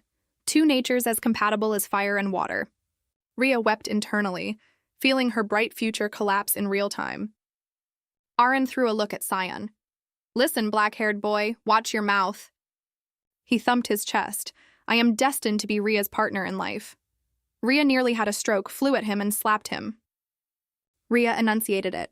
To teach you the sword, obviously. Because I am your master. Rhea said it flatly. He shrieked, Master? Watching Aren's blank face, something started to feel very wrong to Rhea. He genuinely doesn't know who I am? Good grief. Is this real? Beside them, Sion had already worked it out. So this is the disciple you were talking about. And Aren felt he had been very badly swindled. He wailed, You tricked me? I thought I was here to be your partner, and I'm a disciple. By now, the one closest to a stroke was Rhea. Her name as Sword Saint was legendary. She had been lazy lately, admittedly, but how does a senior swordsman stand right in front of you unrecognized? Rhea swayed. I am the Sword Saint. And in Arenheier's head, the pieces began to connect. Lord Hex's letter saying the Sword Saint had agreed to take a disciple. And finally, everything clicked into place. Aren stammered, So you, Rhea, are the Sword Saint Lord Hex was talking about? That's why you brought me here to train me? Watching Rhea's soul visibly leave her body at how slow her new student was, she just nodded, defeated. Aren's face fell in genuine disappointment. No wonder it all went so easily. You have no interest in me at all. Which was exactly the opening Sion wanted. He laughed, all mockery. Ha, what an idiot. And then imagining they like you back. Remarkable arrogance. Aren rounded on him. And what about you? Are you better, staring at someone's rank and family name? Sion snapped. What is wrong with wanting to know someone you like? but you are nowhere near impressive enough to catch Ria's eye. You do not come close to her standard. Aaron roared, "How would you know that?" Even Ria, standing there, found herself thinking, that's a fair question. How does Sion know what my standard is? Sion said it with total confidence. I have been at her side for years. She is the strongest swordsman alive. Would she look at someone weaker? Next to me, you don't qualify, Aaron shouted back. You arrogant little brat, who exactly are you calling weaker? Seeing this slide out of control, Ria jumped in fast. All right, you two. The joke has gone far enough. Don't actually fight, please. Both hotheads ignored her. They shouted at the same time, we settle this with a duel. Sion sneered, don't cry when you lose. Aaron laughed, we'll see who cries. The two of them stormed off to the yard, leaving Ria shouting uselessly behind them. Under a clear moon, in the open ground behind the house, the duel was about to start with a very reluctant referee. Ria folded her arms and set her last condition before the two roosters went at each other. When I say stop, you stop instantly, understood? She spelled it out. This is a practice bout, not a death match. Break the rules and you lose on the spot. She sighed. What has to happen will happen. Two fated rivals were finally meeting in a fight neither could avoid. In the end, a swordsman's world worships strength. Establishing a pecking order is instinct for them. Better to let them settle it now than have a cold war smoldering for months. At their level, this duel will not end the world. Unfortunately, neither of them wanted a gentle bout. Aaron frowned, but Ria, why wooden swords instead of real ones? Sion agreed instantly. How do you settle anything without aura? Watching her two students start making demands, Ria snapped. Have you heard a word I said? This is not a death match. Do not lean on magic or aura. Fight with pure technique. What she was really doing was making sure neither boy showed what he was carrying. Thoroughly scolded, both of them pulled long faces and muttered that pure swordplay was boring. Then Sion pulled a very small, dirty trick to needle his opponent. He stepped close to Ria and gently tucked a loose strand of hair behind her ear. She blinked. Ah, thank you. Don't be nervous, just do what you always do. Sion turned at once and gave Aaron a look of pure triumph. It drove the young master out of his mind. He ground his teeth. Then Ria, pleased with how obedient he was being, patted his head. Good boy. Sion went red. Stop treating me like a child. Watching that, Aaron wanted to erupt. Detestable brat. What does Ria even see in him? Seeing Aaron smoking gently, Ria turned to him. Oh, that's right. Aaron. The young master snapped to attention respectfully. And what he got was a bucket of cold water. You are far too confident in your skill. Put everything you have into this. Aaron's face dropped, wounded by such blatant favoritism. But Ria was not that careless. She walked over to him and said quietly, warmly, and be careful out there. Even with recovery medicine, you took a real injury earlier. That smile of hers, opening like a flower, demolished the young master completely. Aaron went red, and every scrap of resentment evaporated. He thought, this is pathetic. A few kind words from her and everything I was angry about is gone. Watching that exchange, Sion's face went black as a burnt beam. Aaron stared his opponent down and made himself a promise. I want her. To take Ria's attention, I have to break this boy. Referee Ria raised her hand and called it. Ready, begin. The word had barely left her mouth before the two of them collided like lightning. Wooden blades cracking against each other over and over in the quiet night. Sion struck first, terrifyingly fast. But Arenheier was nobody's fool. And smirked. It won't be that easy. They traded blow for blow, the blades flashing, and the fight was genuinely spectacular. After a few exchanges, Aaron dropped back a beat to steady his breathing, and caution started creeping in. This is a nuisance. This boy is far better than I expected. Aaron noticed the red glare in Sion's eyes and sneered inwardly. Look at all that rage. He must be furious he hasn't landed a clean hit. Losing your composure this early in a sparring match. Textbook amateur. He glanced at Ria and hardened his resolve. This boy is nothing but a stone in the road between me and her. I am going to grind him down and take back every scrap of her attention. Sion moved first, and Aaron set himself to meet it head-on. Seeing Sion raise the sword high. But at the instant the blades were about to meet, Sion changed the line and came down from above. The young master's eyes flew open. What, damn it, that angle? Aaron had no choice but to throw everything into the block. Fine, then I'll break your form with raw strength. Sion took the wooden hilt in both hands. and an invisible pressure detonated, bearing down on Aaron's blade. The sheer force of it tore a strangled noise out of him. What is this? Before he could recover, the wooden edge slammed into him with brutal force and threw him across the yard. And looked up at Sion, tall and cold in the moonlight. One question was left. He is the same age as me. How does he have power on this scale? Sion stood over him, measuring him with those red eyes, and let one mocking line fall. Keep talking. Look at the state of you. You're bleeding. Aaron wiped at his nose. The fury went straight to his head. And he threw himself forward, swinging wildly, "You bastard, I'll kill you." And in that instant, Rhea appeared between them, catching both attacks with one hand, effortlessly. Enough. Sion wins this one. Aaron froze. He had not even registered her closing the distance. And the young master was full of bitterness. Damn it, I lost again. I look pathetic. Watching Sion standing to one side made it burn worse. Right then, Rhea came over and said gently, "Aaron, let me see that nose." She wiped the blood off, checked him, and laughed softly. Good, nothing broken. The closeness put his heart out of rhythm again. You must be so disappointed in me. Hearing that, Rhea could not help laughing. She poked his nose. Fought better? You had completely lost control, do you understand that? Then the smile went and her face turned serious. If those had been real swords, do you think this would have ended so gently? The image of a live blade going through his throat landed. In a real fight, his nose would be gone, or he would be. Rhea taught it plainly. Now do you see why you lost, Aaron? For a swordsman, composure is life. Whoever stands in front of you, never let your guard drop. You lost tonight to your own arrogance. And saluted properly. Yes. Thank you for the lesson, Master. Rhea smiled and ruffled his hair. You learn fast. Watching that, Sion went red-eyed behind them. So what did you make of that fight?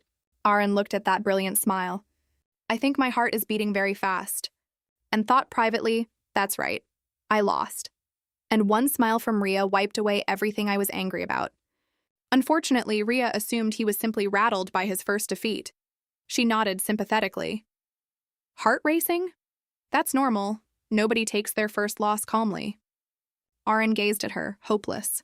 Has my heart ever moved for anyone like this? I may never beat Rhea at all. And right then, a stream of medicine poured directly over his head. Sion shook the bottle and could not resist one more jab. Aaron shot upright, yelling, Sion, I was about to accept my defeat gracefully. Come here, brat, one more round. Sion dropped into stance. If you want to lose again, I'm happy to help. Watching them go at it like a cat and a dog, Rhea gave up. After that whole rooster fight, both Sion and Aaron received their punishment from their master, kneeling with both arms in the air. Rhea paced in front of them. I let that fight happen so you would learn where you actually stand, not to license brawling whenever you feel like it. Do that again on your own initiative and you will find out what I'm like. Understood? Both of them, meek as lambs, shouted in unison. Yes, understood. Only then did Rhea nod, satisfied. Good. Arms down. The instant his arms came down, Aaron Hire's face crumpled with self-pity. Not even my own father ever punished me like this. The young master's dignity lasted about 3 seconds, until their arms accidentally brushed. Aaron leapt up indignant. Hey, your hand touched me, Sion answered coldly. You touched me first. Aaron boasted. What am I supposed to do about having long arms? Watching the two of them go straight back to biting each other the moment they were released, she could not take another second and detonated. I said that is enough. Having restored order by force, Rhea laid out the hierarchy. Aaron, Sion is your senior. Show him the respect that deserves. Aaron obeyed, sulking. Then she turned to Sion, stern. You stop as well. If you're the senior, act like one. Raging like that is not right. The boy turned away, aggrieved. I only wanted to help because I thought he was hurt. Why are you angry at me? Rhea scratched her head and tried to explain that she knew he was unhappy, but they could not treat a guest that way. What filled Sion right then was nothing but disappointment. He tightened his fist, thinking, why does Rhea always treat me like a thoughtless child? Rhea sighed. It's late. Sion, while I make dinner, take Aaron and show him the bedrooms. Sion recoiled. Why me? Aaron trailed after him. I'm going, master. Hey, wait for me. Watching the two boys disappear down the corridor, Rhea stood alone with her thoughts. Had she moved too fast, forcing them under one roof? From the first page of that novel, the confrontation between these two had been unavoidable. But if fate had already decided they must meet, a better set of circumstances might change the terrible endings waiting for them. Meanwhile, Sion led Aaron to the guest room and opened the door coldly. "This is the guest room. It's yours from now on." Aaron looked around, nodding. "Better than I expected." Sion went on with nothing in his voice. "Bathroom at the end of the hall. Change and come out." And then he shut the door in his face. Aaron ground his teeth. What a detestable person. Neither of them knew they would be bleeding for each other before long. Changed into a borrowed set of Sion's sleep clothes, the young master stood in front of the mirror complaining. He opened the door and jumped when he found Sion waiting in the corridor with his arms folded. Looking at him, Aaron made a private assessment. He looks slight, but his grip is enormous. He has clearly trained relentlessly. And then Aaron's eyes dropped to Sion's legs. "We are obviously the same height, so why don't his trousers drag like mine?" Feeling his rival glaring at his legs, Sion asked coldly, "What are you looking at?" Then he walked ahead, uninterested. "Follow me. I'll show you the kitchen." Inside, Aaron was screaming. He could not stand this insufferable boy, and living under one roof with him made the future look very dark. All he wanted was time alone with Rhea. Meanwhile, in the dining room, Rhea was laying out a feast of grilled meat and fresh salad. Looking at the loaded table, she nodded to herself. Thank goodness Sion always eats enormously, so there's no risk of running short. And seeing the thunderous look on Sion's face, Rhea sighed and decided to feed them first and ask questions later. The moment he sat down, Aaron's eyes lit up. "Master, is there anything in this world you can't do?" Rhea laughed. I didn't make any of this." Sion prepared all of it. His cooking is superb. Arenheier took that like a bolt from a clear sky. "Really? He cooked it?" He looked at the glistening grilled meat in front of him, and the pride of a noble house rose in him. He decided he would starve before eating food made by his romantic rival. His stomach, however, did not consult his head. Well, food this good going to waste would be a genuine sin. Aaron immediately took a portion, muttering, "But I still want to taste my master's cooking." Rhea laughed and looked away. "My cooking? Don't set your expectations high." "What? Why?" She turned back and gave Arenheier a wink full of mischief. "It's a secret." That single wink melted the young master where he sat, unable to stand that sweetness going to anyone else. He stood up abruptly. "I've lost my appetite. I'm going upstairs." Watching him leave his meal, Rhea called after him, worried. "Wait, Sion." She started to rise and a firm hand closed around her arm. Rhea turned, startled. "Aaron, can you let go? I need to check on Sion." What she got back was a steady look and a low, insistent voice. "No, if I let go, you'll go to him." Rhea blinked. "That's true, but why?" He fluttered those purple eyes at her, pouting outrageously. "Instead of going to him, couldn't you stay with me a while?" The Sword Saint Rhea answered with a bucket of ice water. No."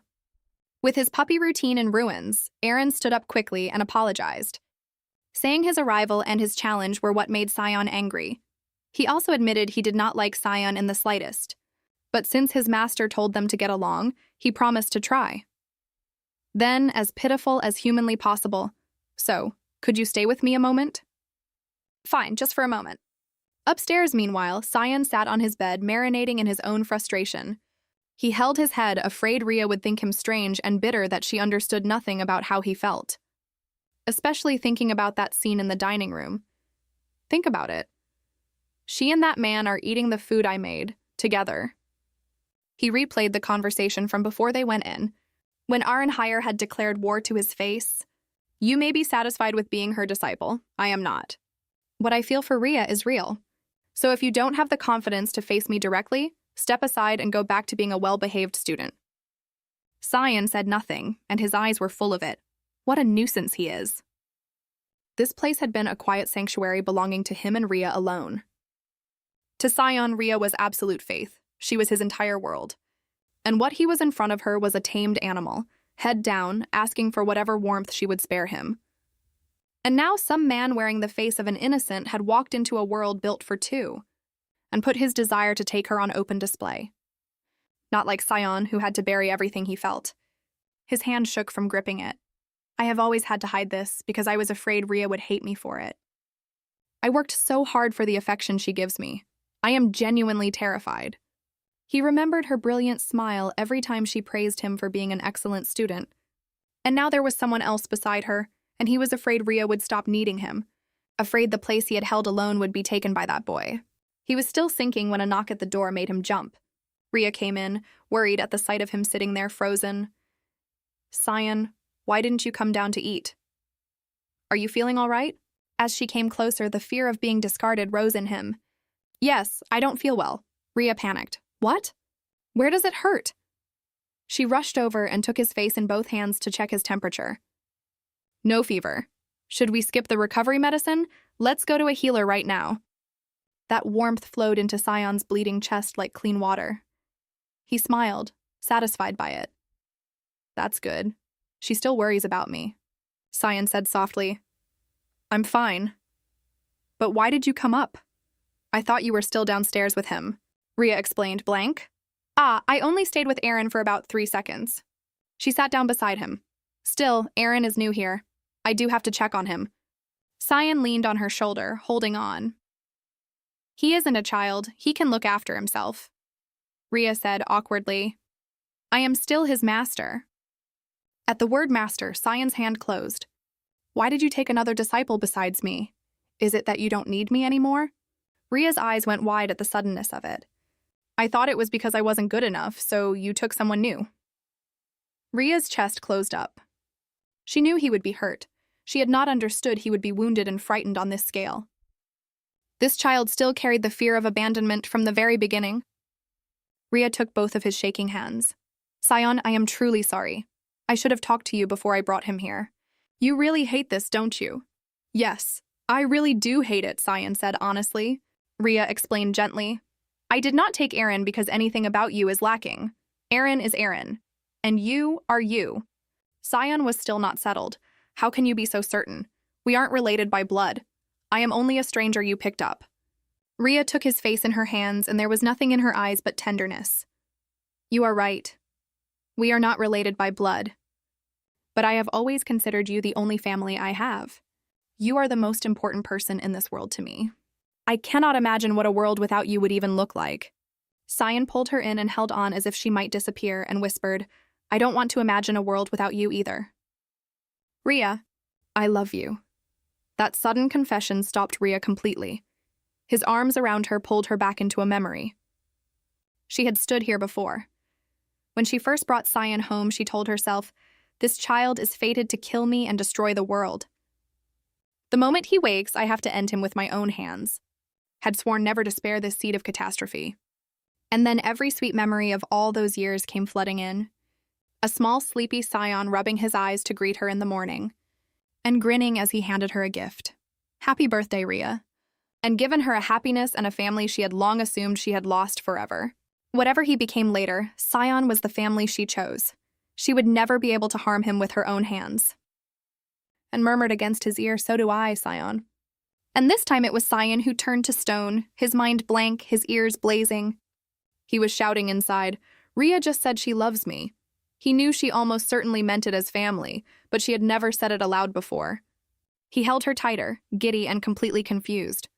He never expected Rhea, who never lost her temper even when he was rude to Hex, to turn on him over a boy she had just met. That was the first crack, and something in him felt it open. He eased her back a little and put both hands on her shoulders. "Rhea, may I ask you something?" She blinked. "What is it?" "You will never abandon me, will you?" Sion looked at her with all the hurt and all the need for one clear answer. He knew Rhea valued him. He still could not stop being afraid that one day she would leave. "I'm absolutely never letting go of Rhea." Facing that blunt question and the weight in her overgrown student's eyes, Rhea went red and fought down a laugh. He isn't a child anymore. And the question is exactly the same as it always was. It was too endearing to laugh at. She cleared her throat and answered seriously. "Don't worry, Sion, I will not abandon you." Leaning in and asking again and again, "Really? Really, really, really?" Rhea laughed and made it absolute. "Yes, really." Before she could relax, Sion leaned in and fired off the next question. "And what about marriage?" Rhea lost several seconds. They were discussing abandonment. How did that swerve into marriage? Then she started theorizing. It must be that for a while, if she stood near Hex, Sion would panic that she would marry him and leave. And then Aaron appears announcing Rhea will soon be his partner. Battered by that, Sion is probably afraid of being left behind. Convinced she had read him correctly, Rhea decided to settle it for good. She rubbed his head and declared it flatly. I have no intention of marrying. And now it was Rhea's turn to be confused. Why has his face fallen like that? Isn't that exactly what he wanted to hear? Sion grabbed her hand, firing questions. You really don't want to marry? What about dating? What if someone you like appears? Cornered, Rhea scratched her head. Honestly, she had never once thought about dating. She answered with total nonchalance. If I ever happen to like someone, I'll think about it then. What he did not know was how deep her scars ran. She remembered nobles circling her with lines that stank of entitlement. Don't you feel honored that I chose you? Every time, she wanted to settle it with a blade. So whatever romantic softness she once had died a long time ago, killed by that cheap appetite for conquest. Rhea looked at Sion slumped on the bed and assumed he was afraid that Aaron boy would beat him to something. She came over and soothed him. Even if I do love someone someday, it will certainly not be Aaron, so put your mind at rest. To cheer him up, she added a wink. If Aaron boasts about being my partner again, tell him the Sword Saint only likes men who cook well, exactly like you.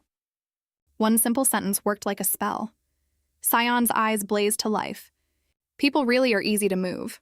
One careless word can push someone into despair. You really do know how to play with my feelings. But you did just state one thing very clearly. Sion pointed at himself, confident. Rhea likes men like me. Rhea laughed to herself. I only meant to comfort him so he'd stop feeling small, and now he's turned it around on me. She pinched his cheek hard. You stubborn brat, you dare tease me? Sion giggled and took it. Ow, that hurts. You've got more nerve lately. That'll be the time with Hex. Sion answered, not cheeky, only more comfortable. And far away under a cold moon, a mysterious figure sat alone on a mountain peak. A male elf, with long flowing hair and the pointed ears of his people, and looked into the distance with worry all over his face. Danger is closing in on her, and I have to go and see whether it has already begun. Rhea came downstairs and ran into Aaron Hire. He was immaculate and greeted her with a smile like sunrise. Good morning, master. And then he stopped and looked at her with something far too warm and far too intense. Rhea's alarm started ringing at that stare. Exactly as she feared, Aaron stepped forward, took both her hands, and delivered an unbelievably syrupy line. I like you, master, Rhea screamed internally. I knew it. In the novel, Aaron Hire was written as a romantic hero, someone who would sacrifice anything to avenge his beloved master. But his love for that master was intense to the point of obsession. In the original story, the Sword Saint appeared across 40 pages, and in that space, this young man confessed to her 20 separate times. No surprise, the highest-rated comment read, "Is this man a parrot learning to say I love you?" A nickname that could not be more accurate. To stop this before it grew teeth, Rhea drew the line. She pulled her hands back. Aaron, let me be clear. I will never see you as anything more than a disciple. So focus on your sword. But arrogance is a hard habit to break. Aaron did not care about the refusal at all. I don't care. From today, I will work twice as hard until you accept how I feel. Looking into those purple eyes, lit with a fervor that bordered on unwell, Rhea wept quietly inside. Is it too late to return him to the manufacturer? And at that razor's edge moment, the savior of Rhea's life arrived. Sion strolled out of the kitchen, still wearing his apron. Rhea, I just made meatballs. Would you taste them for me? Looking at Sion, Rhea saw the light of salvation itself. Sion threw Aaron Hire one cold glance and turned to go. Aaron shouted after him, furious. My master was talking to me. Can't you see that? Don't interrupt. Sion left one very smooth line behind him. I saw it clearly, and I have no interest in interrupting anything. In the kitchen, Sion lifted a spoonful of meatball straight to her mouth. I think it might be slightly bland. Watching that scene about to unfold, the young master's jealousy got the better of him. He lunged in and ate it himself. Is this really the best you can do? Sion snapped. Who gave you permission to eat that? Aaron turned away unbothered. I'm hungry. Time for breakfast. Rhea could only laugh weakly. Getting these two to make peace is going to be a long road. At breakfast, Sion started assigning jobs. Aaron, you're washing up afterwards. Ria's face went stern. Aaron, if you want to be my disciple, understand that in this house every disciple is equal, and offered to hire someone from his family to do it, on the grounds that this was a waste of time. But before she could speak, Sion delivered a very sharp line. What my master means is that while you are here, you are not a noble. You are a disciple of the Sword Saint. Only by putting down that arrogance and learning humbly can you actually walk a swordsman's road. That fluent and thoroughly convincing speech left both Ria and Aaron Hire staring. Ria nodded, approving. Sion is right, so no shirking. Even I do housework. Aaron gave up, defeated. Fine, I'll wash up. They bickered over who was splashing and who was making a mess. But Ria watched their backs from a distance and smiled, thinking they would probably be all right. Life, however, has its own plans. 2 weeks later, the peace of that house was shattered again. Aaron came storming into the living room with a dishcloth, shouting at Sion, "You turned the water off on purpose while I was washing up." Sion did not glance at him. "I told you it was an accident, and your washing is so poor I have to redo all of it." Aaron went red. "I worked hard on that." Sion smirked. "Then why is there grease all over it? Don't call yourself a disciple of the Sword Saint." Watching them tear into each other over dishes, Ria withdrew what she had told herself 2 weeks ago. "Both of you, that is enough." And right at that boiling point, the magic crystal orb in Ria's storage space started shaking violently. From the other end came a very familiar and very cheerful voice greeting her. Ria broke into a radiant smile. And then the smile on Ria's face froze solid before it had finished forming. "You're planning to come here?" Sion asked her the question. "Ria, who is coming?" "A supreme divine weapon forged for exactly one purpose, to destroy the dark god." Ria looked at that blazing light and went cold because she already knew that the dark god they were hunting was the boy waiting for her at home. But to understand how that blade ended up in her hands, the day has to start again. Ria opened her mouth and nothing came out. She spun round. "Aaron, you have to wash those dishes again, don't you? Let me help." She added that she felt guilty for making him do chores untaught. So today she would walk him through it personally. Aaron took that like a man who had found gold. Only Sion, off to one side, narrowed his eyes. Seeing his opening, Aaron pressed in. "Then would you teach me how to clean as well?"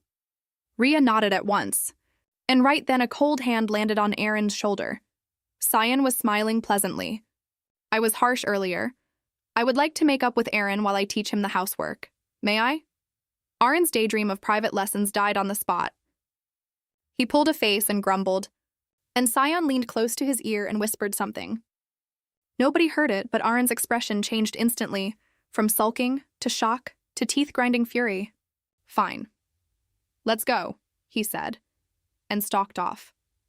Nuisance handled, Sion turned back to Ria, all obedience, and told her to see to her own business. Ria tilted her head, baffled. She had no idea what Sion had used, but she let it go, hoping the two would bicker less after this. Then she remembered the orb and pulled herself together. There was no time to stand around theorizing. She had a guest to prepare for. Out in the backyard, the noble young master was hunched over an enormous tub of laundry, cursing. "That wretched boy. One piece of leverage, and suddenly he can lecture me." A few days earlier, Aaron had clumsily broken a valuable vase. While he panicked, Sion said coolly, "That is something Ria treasures. It was a gift from a friend. Do you understand?" Aaron went white, terrified she would hate him for it. The fish had taken the hook. Aaron scrubbed laundry with his teeth clenched in pure resentment. He could not believe the proud heir of House Grodin was being blackmailed this openly by a boy. He remembered Ria asking where the vase had gone and Sion lying smoothly for him. "Ah, I put it in the cupboard." Aaron had stood there grateful and furious at once. He splashed water everywhere to vent. Grateful, yes. Still absolutely livid. After a long stretch of scrubbing, wringing, and hanging clothes in the sun, Aaron stood back and looked at his work. Exhausted and still angry, he noticed something strange. Perhaps it was all the movement, but he actually felt rather good. Before Sion dropped another tub of dirty laundry at his feet and pointed, "Finish this lot too." Aaron nearly detonated and shouted, "And what about you? You said you would teach me the housework. Don't slap your own face like that." Sion walked off without mercy. "I have lunch to make. Use more soap," Aaron swore privately. One day I marry our master, and you are the first thing I throw out of this house. And just as Aaron was panting from the effort, Rhea arrived to save his life. You can leave that. Aaron turned and stopped breathing. Rhea had changed into a magnificent gown, radiant and regal as a goddess. She said gently, Aaron, leave this to me. Could you go and cut me some flowers from the garden? Then Rhea hurried into the kitchen with instructions. Sion, no meat at lunch today. Make something with vegetables and fruit. Sion blinked. And what about dessert? Rhea said brightly. We have butter sponge and cookies. Sion frowned, curious, because Rhea was normally a devout carnivore. She laughed it off. I know, but we have an extremely important guest coming. That guest is a lifelong vegetarian. And she skipped out of the room. Watching how unusually excited she was, the two young men exchanged a suspicious look. Aaron cautiously asked Sion whether the guest was the person from the orb, and got a look hot enough to blister paint.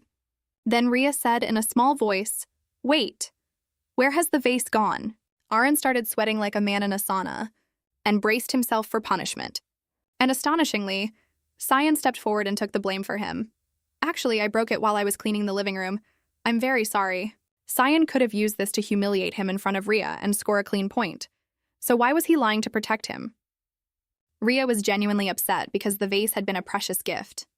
But seeing Sion take responsibility, she could not bring herself to scold him, and only sighed and said they would talk later. And right then, a knock at the door. She ran to open it. A male elf with long golden hair, carrying a bow and a quiver, stood on the step. Rhea cried out, Felix! The elf smiled, warm and fond. You look well, my little Rhea. Without a second's hesitation, Rhea threw herself into his arms. I missed you. Watching their master embrace a strange man in front of them, both Sion and Aaron Hire turned to stone, eyes wide with shock. 100 years ago, when Rhea was still a girl training under her own master, nightmares woke her in the middle of the night drenched in sweat. Her master was always afraid she would fall to her inner demon. He used to say that dreams reflect what lies underneath. When a person has nightmares without stopping, dark miasma gathers easily. Which is why Rhea's body held more dark miasma than anyone else's, and left her permanently tired and low. And then a savior appeared and ended all of her master's fears. Felix, an elf of royal blood, golden-haired and extraordinarily refined. You must be Rhea. Your master told me about the nightmares. Felix taught her patiently how to control her own energy. When it happens, gather your magic at the knees and draw it upward. That way those dark currents cannot run wild. He put a hand on her head, gentle. Don't worry. Trust yourself, little one. You have an extraordinarily pure and strong soul. Dark miasma cannot swallow you. That mystery and the clean, warm energy that came off Felix completely undid the young Rhea, and so he became the dreamy first love of her life. Rhea's legendary first love was still stroking her hair like a child's. You really are still so small, my girl. Rhea batted his hand away, pouting. Are you going to call me that forever? It has been 100 years since we met. Felix laughed out loud. To me, you are still a little girl. Besides, you are 10 times younger than I am. I treat the overgrown one at home like a child, too. Behind her, Sion and Aaron were rooted in place, staring at the two of them. Felix glanced at the pair standing there like posts. And those boys over there? Your disciples? Come and greet him properly. This is an old friend of mine, the great divine archer Felix. And what answered her was a terrible silence. Both young men turned pointedly away, pretending they had heard nothing, seen nothing, and knew nothing at all. That flawless snub made steam come off Rhea's head. Knowing they could not escape it, Sion and Aaron turned around, sulking, and mumbled a deeply grudging hello. She glared at them. You dreadful boys, get over here and greet him properly. Felix flicked her cheek and leaned in with a soft laugh. Why are you so tense? Rhea could not help a private sigh. She remembered being young enough to mistake his kindness for love, and how it disordered her pulse. But to Felix, that was simply how he treated everyone. The way one pets a child. After that realization landed, Rhea decided to put out that one-sided fire herself. She shook the whole mess out of her head. It's nothing. Let's go in and have lunch. Watching the two of them walk in hand, the twin volcanoes named Sion and Aaron were still erupting with jealousy. The vegetarian lunch was modest and superb. Felix ate with real appetite and did not spare the compliments. Delicious. It is not easy to produce a meal this good from vegetables alone. This suits my taste exactly. Mid-meal, Felix noticed dressing on her cheek and mentioned it kindly. Rhea, you have dressing on your face. From the bread, I imagine. And instantly, Sion and Aaron formed a rare alliance and roared together. Leave it and your skin will react. Go and wash it off now. Rhea waved it away, laughing. What harm could a bit of dressing do? She was still laughing when she felt it. A presence that should not have been able to find her. And oil is the #1 enemy of the skin. Aaron backed him up immediately. Exactly. Enemies are best exterminated at the first opportunity. Please go and wash your face, master. Watching her 2 students cooperate this beautifully, Rhea wondered what they had eaten to unite against Felix like this. The children are begging you. At the word children, Aaron's teeth came together. Are you picking a fight? Your attitude has been a little disrespectful for a while now. Sion and Aaron drew themselves up, proud. In 3 years we will both be adults, sir. Felix went still with surprise, and his height put both young men in his shadow. To me, you are children. In height and in years, you are nowhere close to me. Sion and Aaron ground their teeth with nothing to answer. The elder elf had served them both a plate of humility without breaking a sweat. But right then, Rhea and Felix both stopped dead, her eyes going wide as she registered a very familiar energy. The truth was that the vase was no ordinary vase. It was a sacred relic, used to seal and conceal the energy she and Sion carried. The house was protected by Jenny's barrier, but beings on the level of the Saint King, or higher entities, could still feel her presence through it. The vase was the final lock. And now that the relic was shattered, that barrier was worthless, and the most troublesome people in the world had officially traced her here. Rhea kept her face as calm as she could manage. Stay in the house, both of you. I'm going for a short walk with Felix. Naturally, Sion and Aaron jumped and objected furiously. What? This suddenly? Aaron was the loudest and made to follow her, and Sion immediately caught his arm and said, to Rhea, enjoy your walk. Sion even promised to clear up after the meal and personally teach Aaron how to wash dishes properly. That abrupt swerve into friendliness made Rhea deeply suspicious. Why do I suddenly have a chill down my spine? But she let out a breath and hoped that this time the 2 of them genuinely meant it.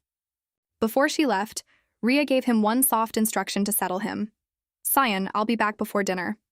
She wanted him certain that she would always come back to him. Once the 2 of them were gone, Aaron folded his arms, seething. You really let them go alone? Why not call it a date? Sion ignored the jab. Remember, I just covered for you about that vase. Aaron jumped, sweating. So what? You aren't going to blackmail me with it, are you? Sion's mouth curved. From now on, whenever I need one, you are my sparring partner. With live blades. Aaron's eyes went round at the sheer madness of it. He objected quickly. But our master forbade real swords in practice. Sion remembered every time Rhea had stood between him and danger. He closed his fist, telling himself he could not stay a child who always needed her protection. He looked Aaron in the eye, serious. Don't you want to be stronger? Then do it. I'm asking you, Aaron. Aaron looked at the offered hand and the resolve in his rival's eyes. He realized this boy was not playing, that he genuinely wanted power and wanted it desperately. It feels rather like you're using me to train, but I don't care. I'll be using you right back. Both of them smiled at something unspoken and gripped each other's hands, formally founding a training alliance. Rhea walked beside Felix with her mind still circling Sion. The dark god concealed energy perfectly. The only way to identify the boy was the strange birthmark on his back. Lost in it, a low, warm voice came from ahead of her. I had only ever heard the rumors. I did not expect your energy to be as pure as they say. Great Sword Saint. Knights in fine white armor stood in the road, led by a brown-haired man with a cryptic smile. What an honor to finally stand before you. I am the High Inquisitor of the Church, Lassian. He glanced at Felix. Ah, the great divine archer is here as well. What a coincidence. Felix stepped in front of Rhea at once, his eyes like a razor. Drop the act. What do you want here? Felix's hostility was thoroughly earned. These inquisitors served the Church of Sinar, the god of light, a fanatical organization that hunted and destroyed anyone suspected of being a seed of evil. Long ago, Felix had fought alongside the first sword saint, Azarin. And in the end, Azarin was falsely accused by the very inquisitors of the church he served, and burned alive for it. It was no wonder Felix loathed these people. Lassian kept the false smile in place. I have no business with the divine archer.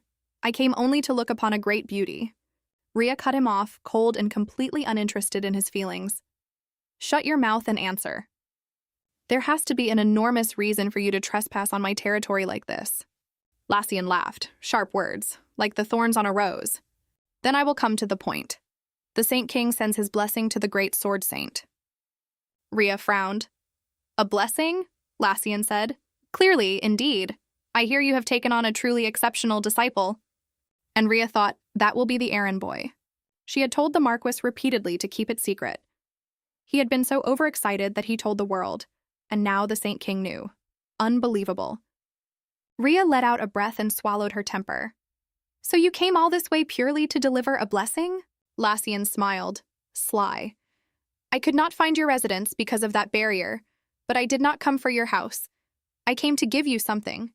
Rhea quietly relaxed. Jenny's barrier was still holding. She asked, What is it you want to give me? Lassian signaled, and a knight brought forward a long object wrapped in white cloth. Rhea pulled the cloth back, and a blue-white light detonated out of it, lighting the whole forest. Her eyes went wide. That's impossible. This is. Lassian broke into a smile that was frankly unhinged. That is correct. The Blade Vakra, the holy sword that inflicts absolute agony on anyone stained by evil. Seeing her wrap it up without drawing it, Lassian smiled, poisonous. Why not draw it and see? Surely it would be wiser to know exactly what kind of blade you are holding. Felix's temper went. How dare you test the sword saint like that? And produced an easy smile, understanding the Inquisitor's game perfectly. He wants me to draw it for one reason, to use the blade's sense for evil to check whether I am tainted. So she drew it without hesitating. A blinding radiance exploded outward and wrapped itself around her, and Lassian squinted into it with something like worship. Such holy energy. What nobody there could see was that Rhea was silently enduring absolute agony. The blade Vakra was tearing into her, draining her strength. That was its real trap. Anyone who wields Vakra is seduced by it, their soul stained past recovery, which is why most owners keep drawing it until the day it kills them. Rhea sheathed it quickly and asked flatly, Satisfied? Lassian bowed with a false smile. Of course, you are as noble as ever. Rhea dismissed him coldly. Give Seifer my thanks, and never follow me home again. Lassian added one more message. Why not come and see me, instead of making this harder? And Felix had had enough of the church's arrogance. Are you declaring divine authority above the throne? Lassian waved it off, and the knights withdrew quickly. Watching them go, Felix finally exhaled. They've cleared off at last. He looked at her, worried. Rhea, what is all this? That sword. Rhea cut him off gently. I know what you're going to say. Don't worry, I can handle it. And pulled her in, murmuring with absolute conviction. If anything happens, tell me at once. I will make sure nobody can touch you. Felix triggered a teleport scroll and vanished in a flare of blue light. Alone at the forest edge, Rhea dropped the smile and looked at the sword with contempt. Right. Time to deal with this garbage. This cursed length of iron goes into storage to rot. Her next task was finding a new treasure that could hide the dark miasma in both of them completely. And an old acquaintance came to mind. It seemed she would have to swallow her pride and contact that troublesome woman again. Rhea came downstairs to the sound of her two students bickering. Sion was holding a badly crumpled towel, suspicious. Did you actually wash this properly? It was the last ordinary morning any of them would get. Sion's contempt was total. You call this a towel? How hard did you wring it to turn it into a rag? Aaron argued back. You have to wring hard to get things clean. Rhea sighed to herself. Compared with the bloodbaths of a few weeks ago, arguing about laundry is a giant leap forward for human peace. Seeing her packing, both young men shot upright and fired questions. Where are you going, Master? Are you going out? Should we come? When will you be back? Rhea answered lightly. I can manage alone. Sion pressed. By what? Rhea was preparing for something extremely difficult. To hide the dark miasma in both of them, she had asked an acquaintance to build a special treasure. And that woman had produced a shopping list that could stop a heart. The heart of a manticore, the blood of a doppelganger, and hardest of all, a leaf from the world tree deep inside the elven Holy Land, a place famously hostile to outsiders, Knowing exactly how dangerous it was, Rhea still had to go herself and go now, because Sion and Aaron were both far too weak to come with her. She turned and laid down the rules for her students. I will be quick. While I am gone, you behave and you get along with each other. Clear? The pressure coming off their master turned both of them pale, and they answered smartly.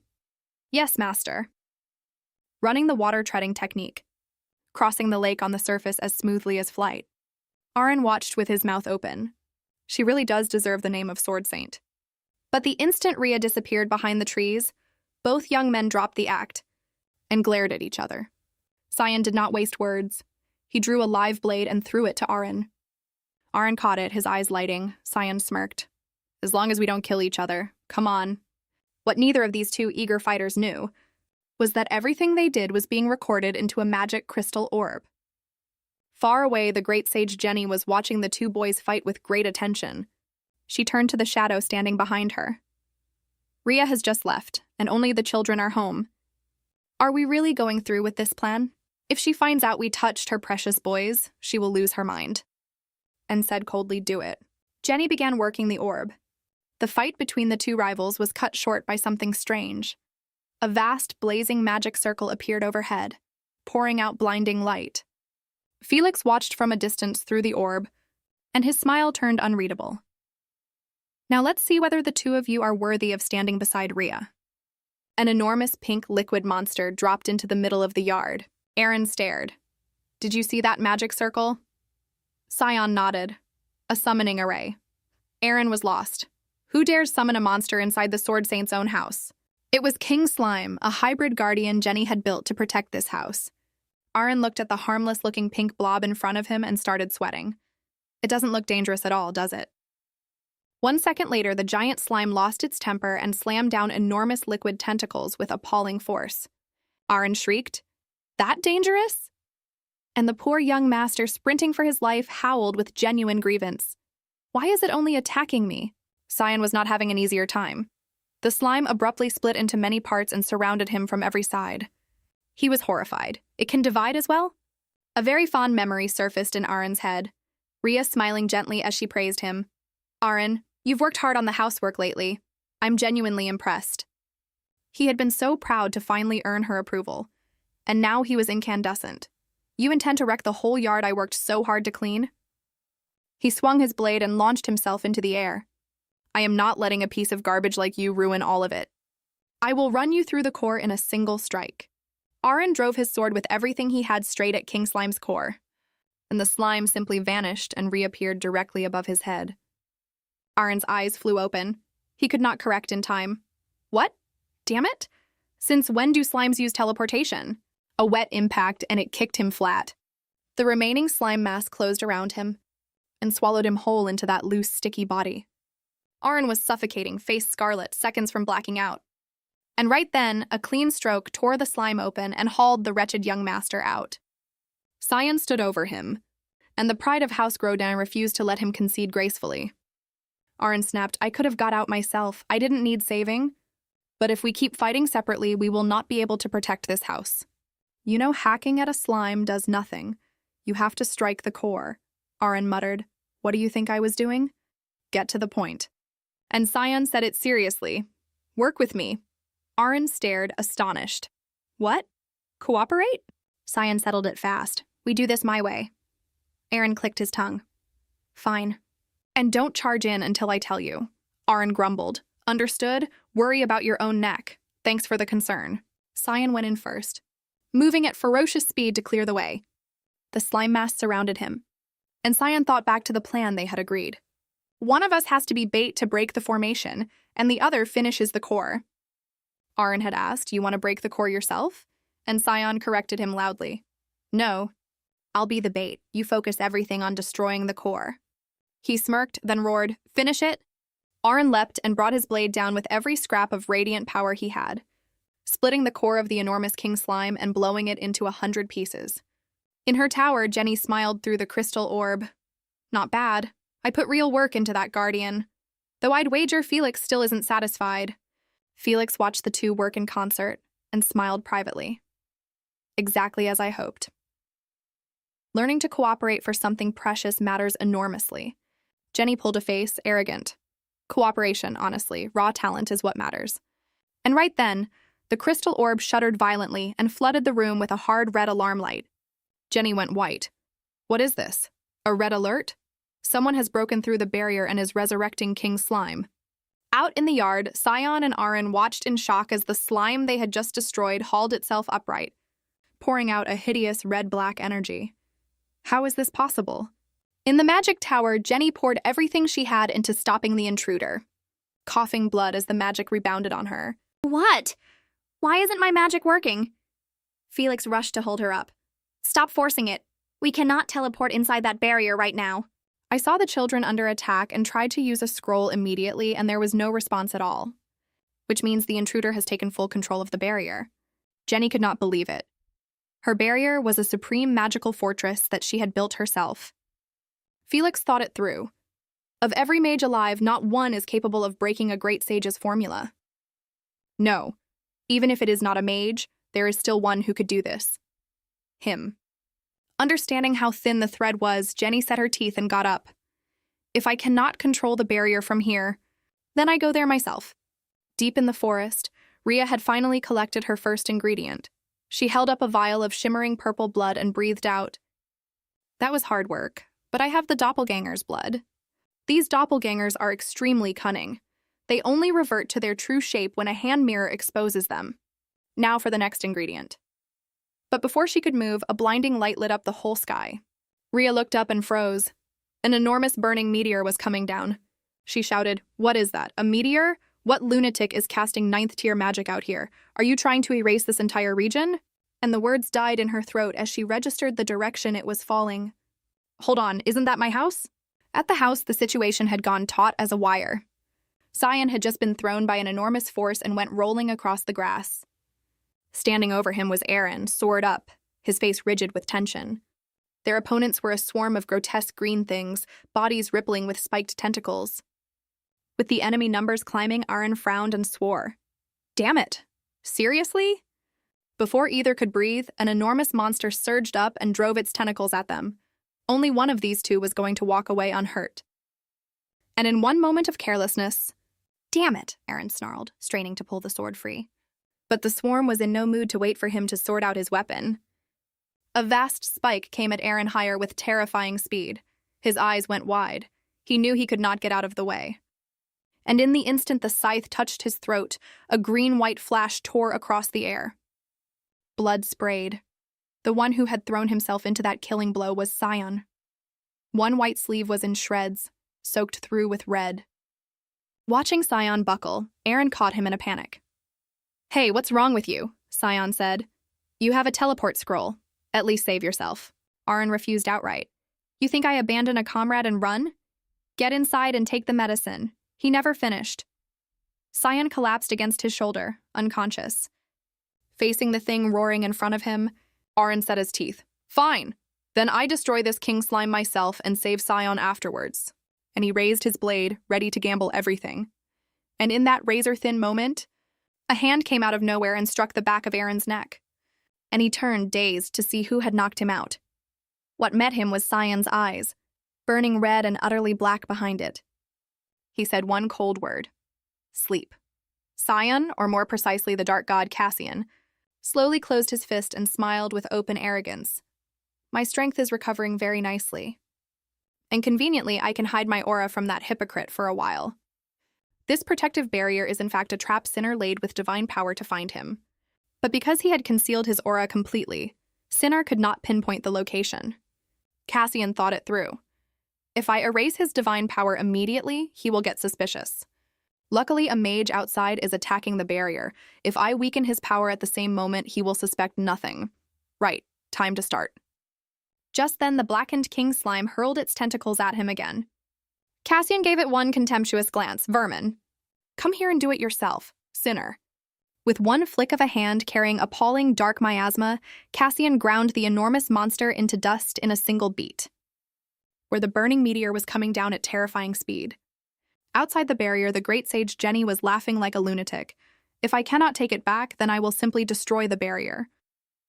Looking up at the fireball about to flatten the house, Cassian smiled faintly. Now, should I stop them or not? Rhea came flying home like a gale, alarm all over her face. And when she arrived, she stopped dead at the sight in front of her. Felix and Jenny standing there mid-casting. Rhea had no words left and simply shouted, "Don't tell me Jenny dropped an enormous meteor on my house." Felix broke into a sweat. She had her reasons. Rhea was frantic. The children are still inside. He held her back and signaled for calm. "Don't worry." Of all of us, the one who understands that barrier best is Jenny. And on the other side, Jenny was straining through her next spell. She screamed, "Pressure." Rhea nearly had a stroke. "You're adding pressure to a meteor?" Under that magic, the burning meteor came down at the speed of light and hammered into the barrier with the force of a falling sky. A detonation shook heaven and earth, and when the dust cleared, the barrier did not have a scratch on it. Jenny raged, coughing blood.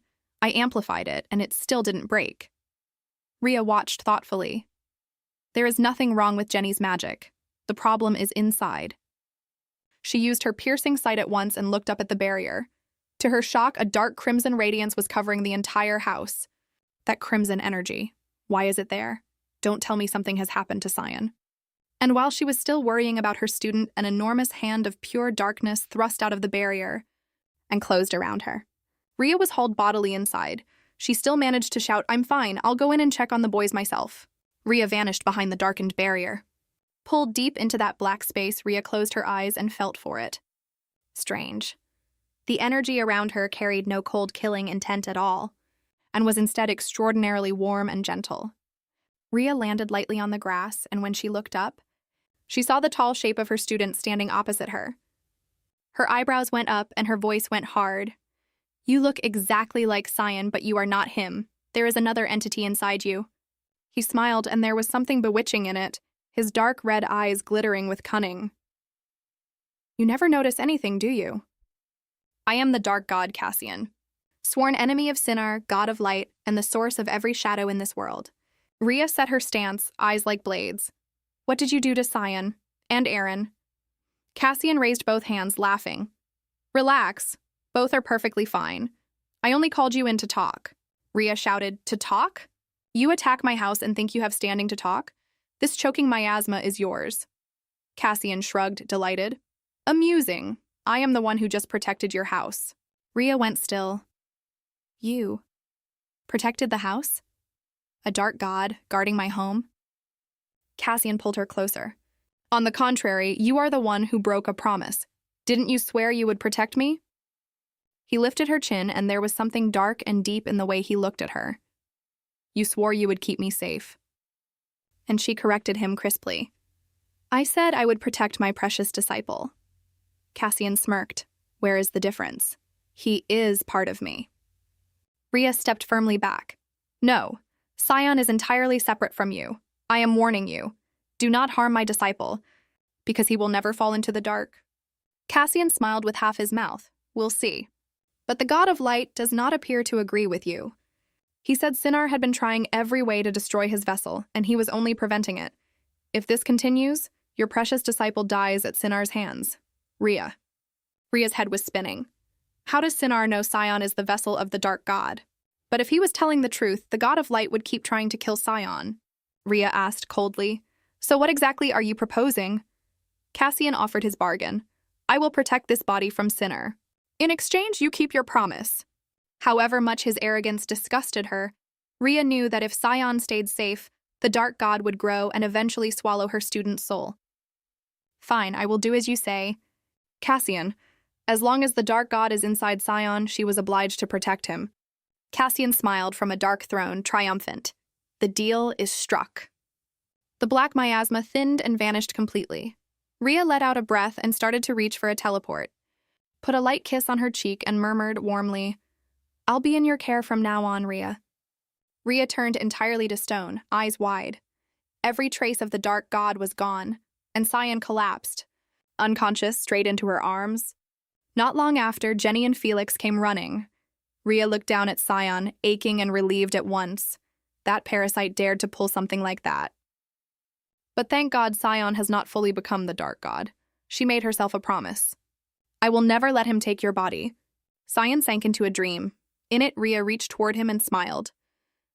And at the same time, it was unbearable. Sion woke with a start, calling her name. Deciding it had only been a bad dream, he breathed out and then felt something very heavy pressing down on him. He looked down and nearly fainted a second time. Aaron Hire was wrapped tightly around him, sound asleep, mumbling something. Sion's face went black. What kind of dream is this idiot having? Sion did not hesitate. He kicked Aaron clean off the bed. The young master jolted awake, crawled up rubbing himself, and blinked. Ow! What was that? Aaron looked around the unfamiliar room. Where is this? Sion shook his head and said he had only just woken up himself. Aaron noticed with surprise that both their wounds were completely healed and their filthy clothes were spotless. That was Jenny's healing magic. And then the memory of the fight came back. And Aaron lunged for Sion's collar, shouting, You! You knocked me out, didn't you? Sion had no idea what to do with the accusation. In his memory, he had taken a blow for Aaron and passed out first. So who exactly had been walking around in his body while he was gone? But looking at Aaron's face, which was not the face of a liar, doubt started to grow in him. He remembered the times he had sleepwalked and changed his own clothes, and woken in Ria's room. Could that be what happened again? While he was still turning it over, the door banged open. Hex stood there laughing. Are you two awake yet, boys? Sion stared. Hex, why is he here? This was Hex's house. Elsewhere, Ria's house had been completely restored by Jenny and Felix's magic, brand new. Jenny looked nervously at Ria, who was sitting in an expensive armchair with her arms folded and ice on her face. The house is all repaired. Ria gave her a look hot enough to blister and laughed coldly. Enough? How could that possibly be enough? Do you think I am letting this go? They had confessed the whole thing was a test. Because of that ridiculous test, my two students came within an inch of real danger. With the Sword Saint in a rage, both elders started groveling. Jenny upgraded the house barrier to the most advanced version available, and even promised that Ria would never have to wash dishes again. Ria kept a straight face and thought, my disciple loves washing dishes. Seeing Ria had not cooled, Jenny played her last card. You still don't have a manticore heart, do you? I have one. Take it. Felix spoke up too. I hear you need a leaf from the world tree. Let me fetch it. Faced with this sudden generosity, Ria kept her eyebrows down and refused to forgive them. Jenny wailed and dropped to her knees at Ria's feet. I really did make a mess of this. Please forgive me. Watching Jenny come apart, Ria privately admitted that although Jenny and Felix had caused it, the one who actually lit the fuse was somebody else. She remembered how the dark god had pointed at the magical residue left on the barrier. Look, these are the traces left by whoever broke it, and they carry the aura of the god of light. With that in mind, she softened, signaled everyone to stop and start clearing the wreckage. Still, she did not forget one last warning. But you are never doing this again. How dare you throw a meteor while I was away? Felix laughed weakly and promised never to repeat it. Once everything was settled, Ria said proudly, So? Do my two disciples remind you of me at that age? Felix smiled, remembering. The one most like you is Aaron Hire. Ria had nothing to say to that. The arrogance, then clinging to your master shouting about marriage. How is that like me? Felix went on. You used to look down on anyone weaker, and you were not short of enemies then. Ria went crimson. I have never picked a fight in my life. Unable to bear another second of it, Ria sulked. Enough. If you keep talking, leave. Ria flew straight to Hex's house. The room was strangely dark and quiet. She eased the door open and found Sion and Aaron Hire sitting on the bed, both thoroughly dejected. And Hex standing with his arms folded, very serious. Seeing her, he got in first. This is not my fault, it is entirely yours. Ria blinked. My fault? Hex explained. You were in a towering rage earlier, so I told them it would be better to talk to you later, and started blaming themselves for failing to protect the house. They are drowning in guilt. Ria softened. She went over to her two students and put a hand on each of their heads. Her praise was gentle. Jenny and Felix told me everything. The two of you brought down King Slime together, didn't you? That was very well done. That opponent must have been strong. Cooperating like that deserves real credit. Warmed by the praise and the hand on his head, Aaron was delighted and rushed to claim it. Yes, exactly, I brought that slime down. I cooperated with Sion, exactly as you told me to. Actually, in the middle of the fight, Sion had... Alarm flashed across Cyan's face. He did not want Rhea knowing about the sleepwalking or the strange behavior. Cyan grabbed Aaron's hand fast. I didn't do anything. It was all Aaron. Inside, he was begging his rival, don't say it. Cyan handed over every scrap of the credit and swallowed the injustice, because he did not want Rhea looking at him strangely. And then the arrogant young master did something unexpected and answered with complete integrity. No, I did not do it alone. Without Cyan, I could never have brought King Slime down. And he was wounded, protecting me. Cyan's eyes went wide. He could not understand why this man would throw away an opportunity like that to win Rhea's favor. Aaron went further and explained that Cyan, despite being badly hurt, had got up to take a blow for him. Seeing Rhea's eyebrows go up, Aaron added quickly, his attitude at the time was appalling. But the truth is that I am alive because he protected me, and I am not seriously hurt. I'm fine. And then he smiled, proud of himself. Looking at that guileless, chivalrous face, Cyan let out a small, relieved smile, and Rhea could not keep from laughing. She smiled at both of her students with real pride. I am genuinely proud that the two of you look after each other like this. From now on, you'll always get along like this, won't you? Both young men went red to the ears. Their heads knocked together and they were throwing sparks again. Hex sighed and thought, Aaron does not regard Rhea as an ordinary master either. Rhea really is hopelessly slow about these things. That night, Rhea used teleportation magic to bring the whole group back to the fully rebuilt house. Brilliant light came up automatically as they entered. Rhea showed it off. Much smarter than before. No more switching on lights, washing dishes, or laundry. Jenny automated every last thing. Aaron was thrilled, his eyes shining. Really? Then life is going to be a great deal easier. Get some rest, Master. We're going up to bed. He hauled Cyan off cheerfully. But her eyes went uneasy when she looked at Cyan. The boy kept his face flat and walked off in silence. She knew he would react like this, and had still hoped he might take it as happily as Aaron. Late that night, once the house was deep asleep, Cyan lay in his room turning over. He sat up, irritated, and tapped the magic lamp on. Cyan was full of a helpless, sinking grief. A modern, comfortable house is all very well, but of everything he could do to help Rhea, the only genuinely useful thing was the housework. And now that all of it was automated, Cyan had abruptly become useless. He let out a long breath and thought, if I were stronger, I would not have to worry about trivial things like this. And suddenly a low silken voice spoke inside his head. Do you want to be stronger? And looked around the empty room. What? Am I so tired I'm hearing things? But the voice laughed at him, mocking. Fool. This is not a hallucination. Has living beside such a dull master rotted your brain? Cyan snapped. On guard.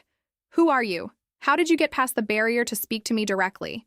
The voice answered, unbothered. Does that really matter? The only thing worth caring about is becoming stronger. If you listen to me, Rhea will belong to you. Cyan closed his fist, furious at the way it was said. At the same moment, in the next room, Rhea also woke from a dead sleep. She rubbed her eyes and muttered, I think I dreamt something, and I cannot remember any of it. And looked toward Cyan's room with dread. She thought about Aaron's account of Cyan suddenly rising and attacking him. Rhea knew that had not been Cyan at all. That had been the dark god Cassian, awake. Fortunately, Aaron was slow enough not to notice anything wrong. But had the dark god's appearance damaged Cyan's body? And while she was worrying, a loud crash came from Cyan's room, followed by his voice, furious. How dare you treat a person like an object? Get out. Now. She ran and threw his door open. Cyan, what's happening? Cyan stood in the middle of the room, startled to see her appear. Rhea came closer, anxious, firing questions. Are you all right? Why aren't you asleep? Cyan covered fast. I was only thinking about something. He breathed out in relief when he realized the voice was gone, but the fear stayed. Had Rhea heard the nonsense he had just shouted? What if she thinks I'm strange? Looking at the tension in his face and the unease in his eyes, Rhea smiled gently. She had no idea what he had almost done a moment before. She said nothing at all and simply took his hand and led him toward the bed. Cyan stammered, Rhea? Leaned back against the pillows and patted the empty space beside her, with a smile bright enough to light the whole room. Come here, lie down. Those 3 words landed in Cyan's mind like lightning. He froze completely, face scarlet, his heart hammering hard enough to crack his ribs.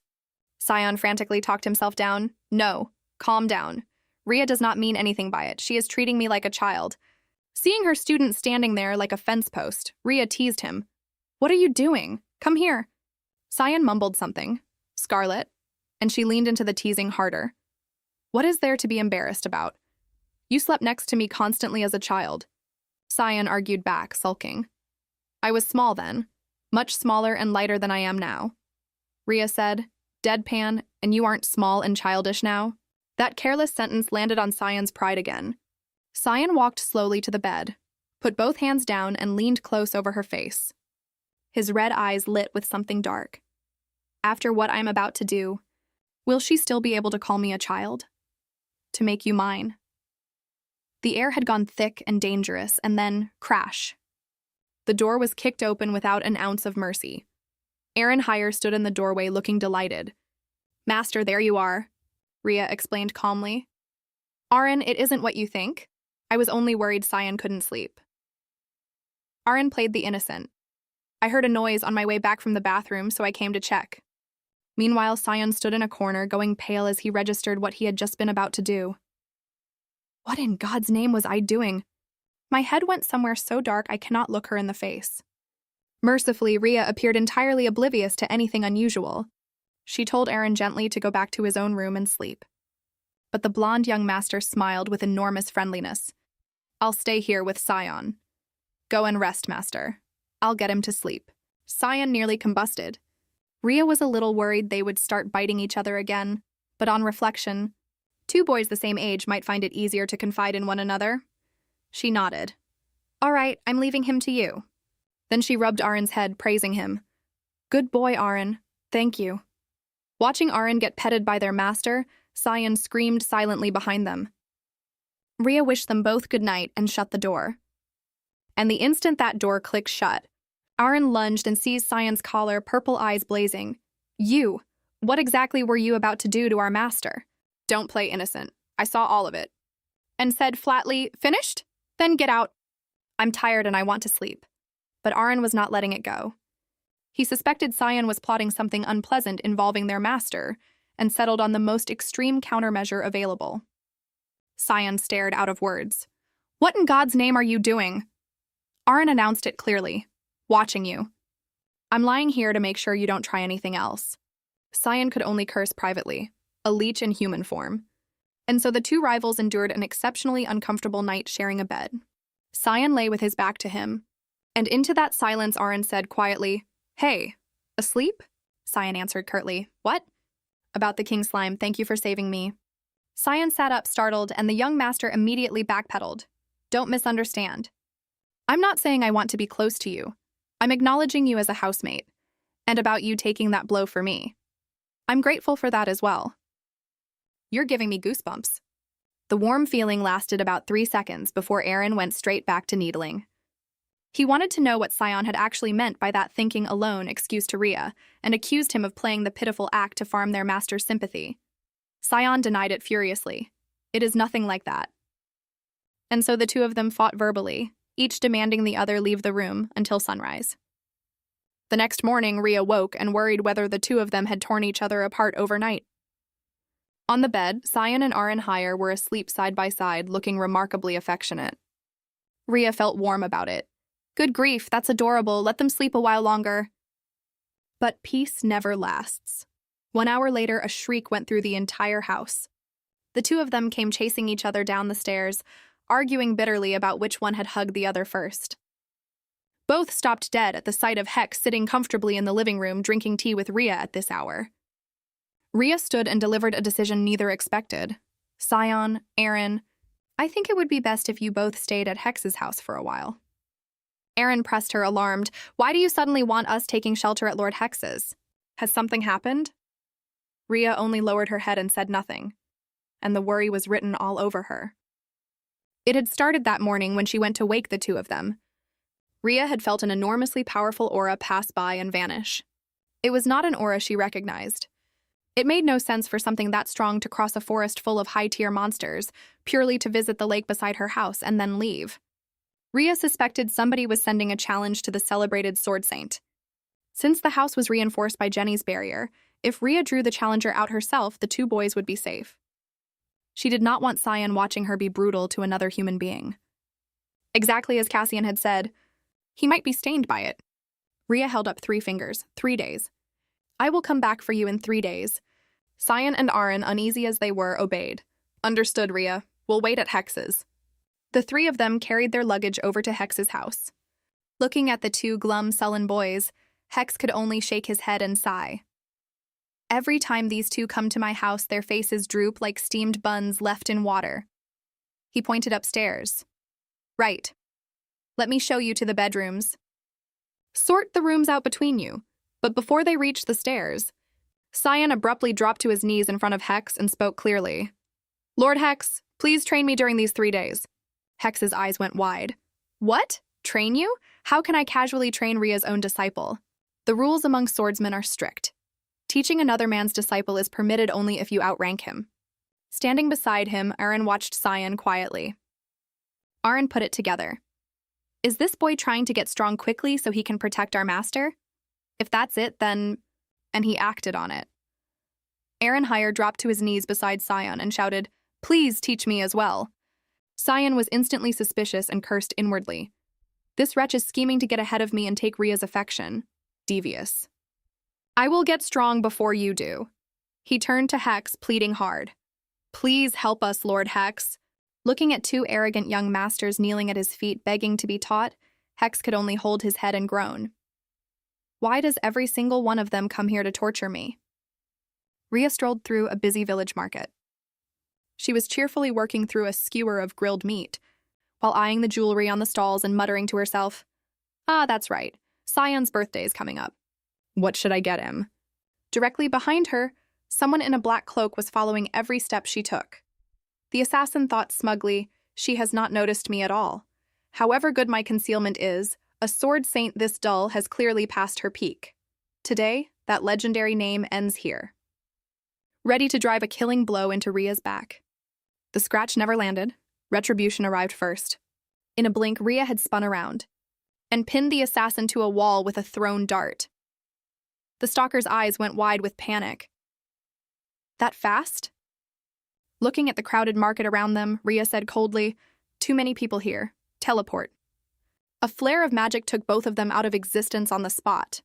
A splash, and the woman was thrown into a freezing river. What is this?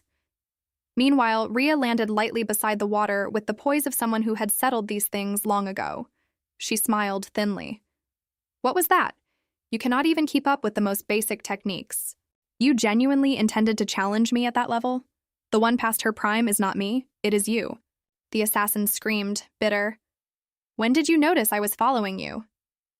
From the very beginning, Rhea said. What she had not noticed was the second man watching them both.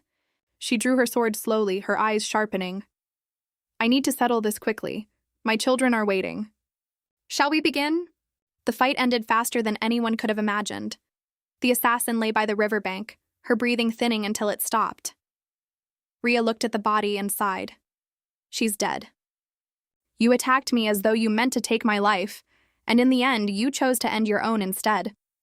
To keep the last of a swordsman's pride, was it? But standing up to challenge me meant you had already gathered the courage to face death. Teleport. A flare of magic took Rhea off the riverbank. The instant she was gone, and looked down at the body. He sighed with something like regret. Rhea is as strong as she ever was. You idiot! I told you to observe and nothing more, and instead you could not restrain yourself and threw your own life away. He raised a hand streaming dark miasma and destroyed the corpse completely, vanished without a trace. The body turned to ash and blew away into nothing. The man behind the whole performance had been following the pair. He smiled poisonous. She did not sense my presence at all. At last, the hour when the stars come down has arrived. In the yard behind Hex's house, Cyan and Aaron Hire were flat on the ground, gasping with exhaustion. Looking at the state of them, Hex folded his arms, helpless. Do you two not realize you're destroying yourselves? I agreed to teach you, yes, but training without stopping for 3 days and 3 nights is not survivable. Both of them roared for more recovery potion. Hex gave up completely and handed it over. One swallow of the magical brew, and Cyan and Aaron were fully restored, as though nothing had happened at all. Eyes blazing, they threw themselves back at each other, wishing privately that they would learn to rest. To an outsider, they looked like mortal enemies fighting to the death. In fact, this was an extremely advanced defensive course. 3 days earlier, Hex had taught them to wrap magic around the body to raise their endurance. 2 genuine sword prodigies, and they had grasped the technique in a blink and were already adapting it into combat as their own. And for all the ferocity, Hex could not stop worrying. I know time is short, and I understand how badly they want to be strong. But this is madness. He remembered Rhea being exactly the same, both legs shaking under her like a newborn animal, and still insisting it's fine.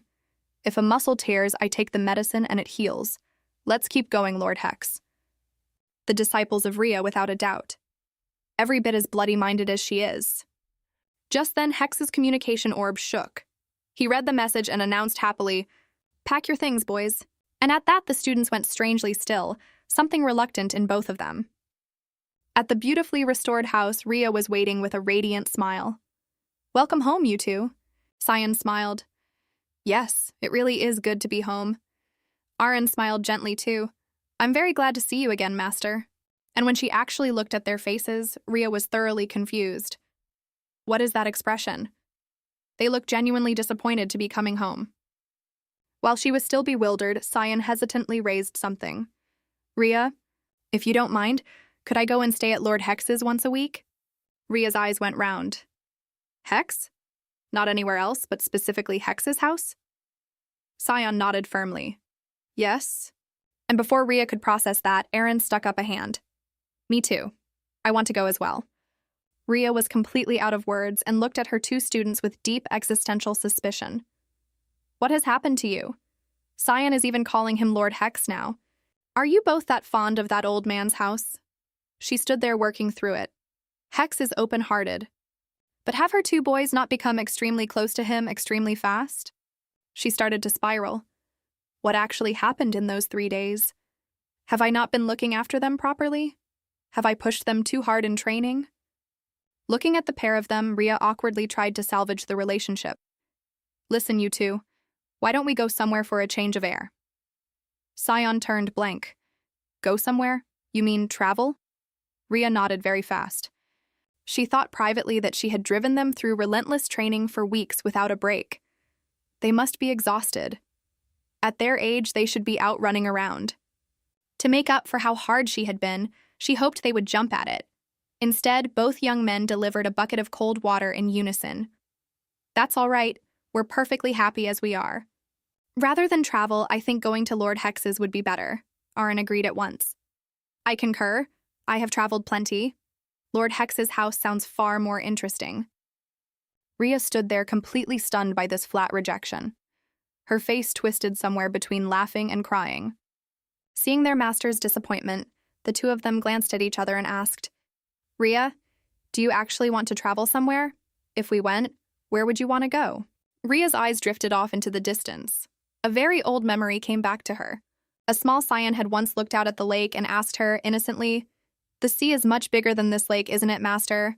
I really want to see it one day." Thinking about that childhood wish, Rhea smiled and said it softly, "The sea. I want to go and look at the sea." Back then, Cyan feared strangers and she could not take him anywhere, but he was bolder now, even asking to visit other houses, so the sea should be fine. Rhea wanted to give him that. She proposed it eagerly. "What about going by luxury liner? What do you 2 think?" Cyan blinked. A luxury liner? Cyan had only wanted to train at Hex's. Aaron volunteered instantly. "If that's your decision, Master, I'll handle every arrangement for the trip." Rhea smiled and instructed him. "But make sure our identities stay hidden. I only want a quiet rest with the 2 of you." Aaron smiled and agreed, and privately went rather flat, because he had wanted to prepare a gift for her himself, and now he could not. The 2 young men went up to bed together, waving goodnight to Rhea like well-behaved children. Every immediate danger was handled, both children were safe, and at last she could sleep properly. Under a clear moon, Rhea went deep under, and had no idea that she was about to be dragged into a dark nightmare from her past life once again. In the dream, She was a small child crying alone in a black space. Mother, Mother, where are you? I waited for you at the amusement park the whole time. The little girl curled in on herself, sobbing in absolute terror. And just as she was at her most hopeless, a low, warm, familiar voice spoke behind her. Hey. She looked up with a start, tears still on her lashes. Standing in front of her in the drifting mist was a tall figure in a black cloak. The child said his name. Cassian, how could she throw me away like that? That woman would not even spare her a glance. Cassian clicked his tongue, annoyed. What a nuisance this is. And then a cunning idea occurred to him. The deepest layer of the subconscious shapes reality. If he filled this child's mind with his own presence, he would bring that arrogant sword saint to her knees. So Cassian went and stood behind the child who was calling for her mother. Hey, you. She turned with a start, her wet eyes lighting up at that tall, familiar shape. Cassian. He looked down at her. Yes, it's me. And he thought, this child should have stopped crying by now. Before he could enjoy that, the little girl threw herself at his waist and clung on, wailing, Mister, please, bring my mother back. That embrace turned the supreme dark god to stone. He stood there baffled. Why? If the source of the suffering is gone, she should have stopped. I am the one protecting her. She ought to be thanking me for comforting her. Why is this happening? And for all his muttering about what a nuisance it was, he sighed. Hush now. I'll bring her back, so stop crying. And Cassian cast a wave of dark magic that swept the mist out of the dream. Warm light came up, and the black space turned into a park glowing with sunset.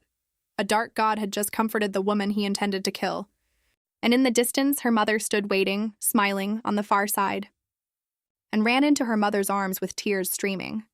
Watching that reunion from a distance, Cassian looked down at the hand Rhea had just let go of, and then turned away without a word. The dream broke, and Rhea woke with morning light on her face, weighed down by some familiar warmth she had no name for. The thread between her and Cassian was pulling tighter than ever. She scratched her head and sighed. I can't remember the details, but I have the feeling I failed to say something I needed to say in that dream. A knock from Aaron cut across her thoughts. Master, are you awake? We're all packed. Take your time getting ready. When the group reached the harbor, an enormous luxury liner rose against a brilliant blue sky. Sion and Aaron had put on immaculate formal suits and looked like two princes out of a storybook. Aaron showed off. Your first time on a ship like this, surely. I booked the presidential suite and 2 first-class cabins. The suite is for our master. But Sion paid no attention to the boasting. He stared out at the open ocean, his eyes shining with something enormous. This is the first time I have ever seen the sea. It is so much larger than the lake at home. Rhea arrived in a magnificent blue evening gown, so striking that both young men lost several seconds. She smiled brilliantly. It clears your head, doesn't it, looking at an ocean like that? Aaron took her hand immediately, dropped to a knee, and kissed the back of it with feeling. Yes, a genuinely eye-opening experience. Coming to the sea was a wonderful idea. But Master, however vast and beautiful the ocean is, it is only a backdrop to set off how exquisite you are. Rhea laughed awkwardly. That's laying it on rather thick. This parrot really is unmatched at saying syrupy things. Then she thanked him sincerely. Aaron, you worked hard on this. This cruise is famously always sold out.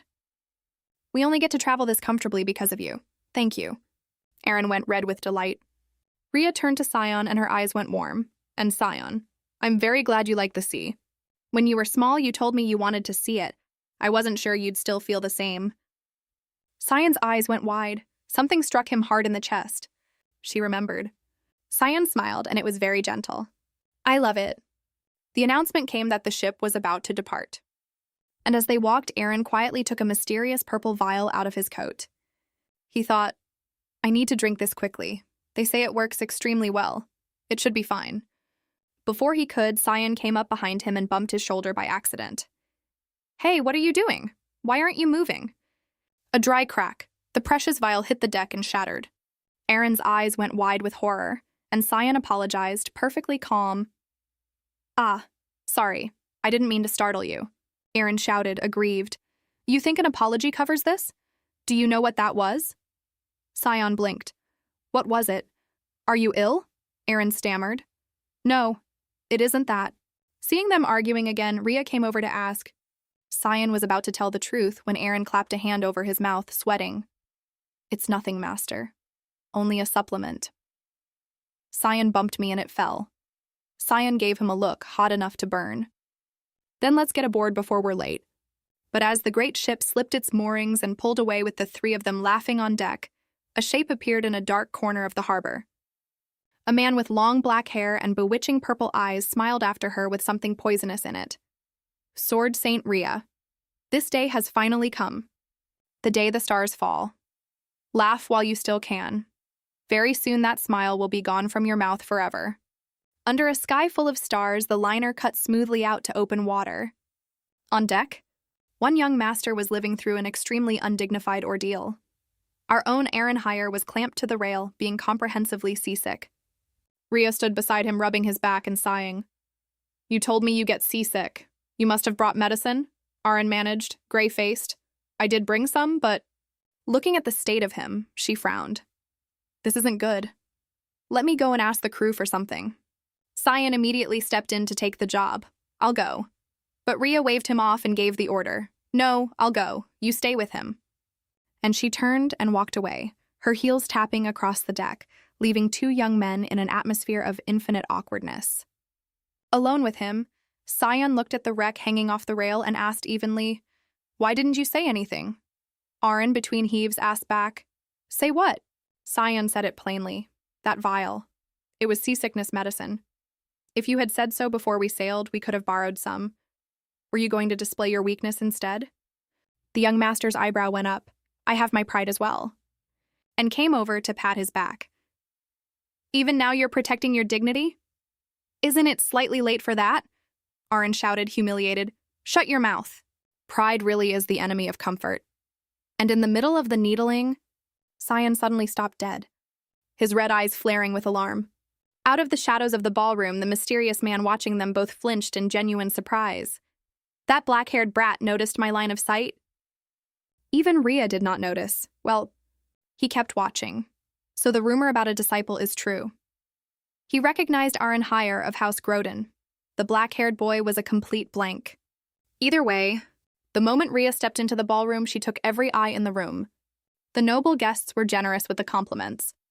Who is that woman? Look at her gown, it's extraordinary. Hidden behind a pillar, the mysterious man watched that proud silhouette with something aching in him. Rhea. I thought so at the harbor, but you really are beautiful. An old memory surfaced. Years ago, he had chased her down a crowded street, shouting his feelings after her. Rhea, I think I've fallen in love with you. And all he got back was an indifferent turn of the head, and a coldness that went all the way down. Rhea began walking with sudden purpose, watching her come closer and closer to where he stood, his heart hammering. She's walking toward me? Has she recognized me? Then he pushed the fear away and told himself smugly, no, impossible. If she had recognized me, she would not be approaching this calmly, with no killing intent at all. In that case, there is only one answer. Rhea remembers me. And his fantasy was doused instantly. She pointed at a table and stated her business. I'll take this one. My two boys will like this spot. The instant Rhea turned to go, his expression went black. Dark energy pouring off him, his fist closing until it cracked. Table secured, Rhea headed back to the deck with her prize, breathing out in relief. Thank God they had seasickness tablets. From a distance, the scene in front of her looked positively tender. Sion was rubbing Aaron's back. And the young master himself was a wreck, face gray, soul departed, insides thoroughly rearranged. At least Sion was there looking after him. Hearing footsteps, Sion glanced back and his eyes were full of killing intent. That look, sharp and frightening enough to devour someone alive, stopped Rhea where she stood. She was still wondering whether she had leaked demonic energy when Sion put the whole expression away in an instant and turned to her with clear eyes. You're back. Did you get it? She handed him the little bottle. He took it, turned and patted Aaron, who by now looked ready to leave the planet. Here, drink this. Aaron could only groan. And meanwhile, Rhea watched in silence and said nothing at all. Eventually, they hauled the soulless corpse of Aaron back to his cabin. The elegant young nobleman of a few hours ago now lay spread-eagled on the bed, looking like something left out in the rain. Shaking head to foot, Aaron still forced out a smile to salvage some dignity. Master, I'm fine. So please stop looking at me with that pity. Rhea and Sion turned matching looks of pure judgment on him. You. Fine. In that condition, you're telling us you're fine? The mouth really is the enemy of the body. Nothing he said carried a single gram of credibility. Getting nothing useful from the man on the bed, Rhea turned to Sion. Ask the crew for something for his stomach. Sending him out alone was the mistake she would pay for. Sion carried the 2 vials of seasickness medicine he had borrowed from the crew. Halfway there, he stopped, and a suspicion rose in him that frightened him badly. What happened earlier was genuinely strange. I have no memory at all of anything just before Rhea appeared in front of me. It is as though somebody switched my memory off and then back on again. And last time I heard a voice that was not there. What in God's name is happening to my body? Sion stared at his own hand. Back in the cabin, looking at the once immaculate young man now flattened and screwed up like a monkey, Rhea blamed herself. My luggage is nothing but wound salve. Lost in it, Rhea glanced at the door and muttered, "Why is Sion taking so long?" And right then Aaron stirred, reached into his shirt, pulled out a scroll and tore it decisively open. A brilliant magic circle bloomed instantly and swallowed the whole room. Rhea's eyes went wide. What is this? Why a soundproofing spell now? Aaron pushed himself upright, extremely serious. I used a silencing scroll because I have something urgent to say, Rhea said. What is so secret? He ground out every word. I mean this. I am not joking this time. I genuinely love you. Master. Faced with that sudden confession, Rhea went quiet and looked at her student. The resolve in his eyes made her think about the terrible fate this character had in the original novel. After the death of the Sword Saint Rhea, Aaron Hire had gone completely into the dark. He carried that hatred alone for the rest of his life, never opening himself to anyone. Knowing she could not play with feelings like that, Rhea set her face and gave him a clean answer. Aaron, because you are speaking seriously, I will give you a clear answer in return. I have absolutely no intention of accepting your feelings. To me, you are a disciple and nothing else. Now get some rest. Aaron shot upright. Hold on. Don't imagine that pushing me away makes me give up, because I am never giving you up. Looking at that determined, delighted face, Rhea had nothing left, and folded her arms. Who gave you permission to drop the honorifics with your master? Aaron pouted. Sion drops them sometimes. Why do you always favor him? I treat you both fairly, but Sion is like family to me, so I may have favored him a little without noticing. Aaron took the opening and came closer, took her hand gently and then pulled her into his arms. From now on, I'll be more careful, so drop the formality with me a little too. And honestly, every time you push me away, my motivation only burns harder. Rhea's brain seized entirely. What kind of logic is that? Being refused makes you more motivated? Aaron turned away and spoke as he went. I was furious earlier, but now I know I have the advantage. The fact that you thought seriously about it and then refused me? He leaned close to her face and whispered, dark and low, as a man.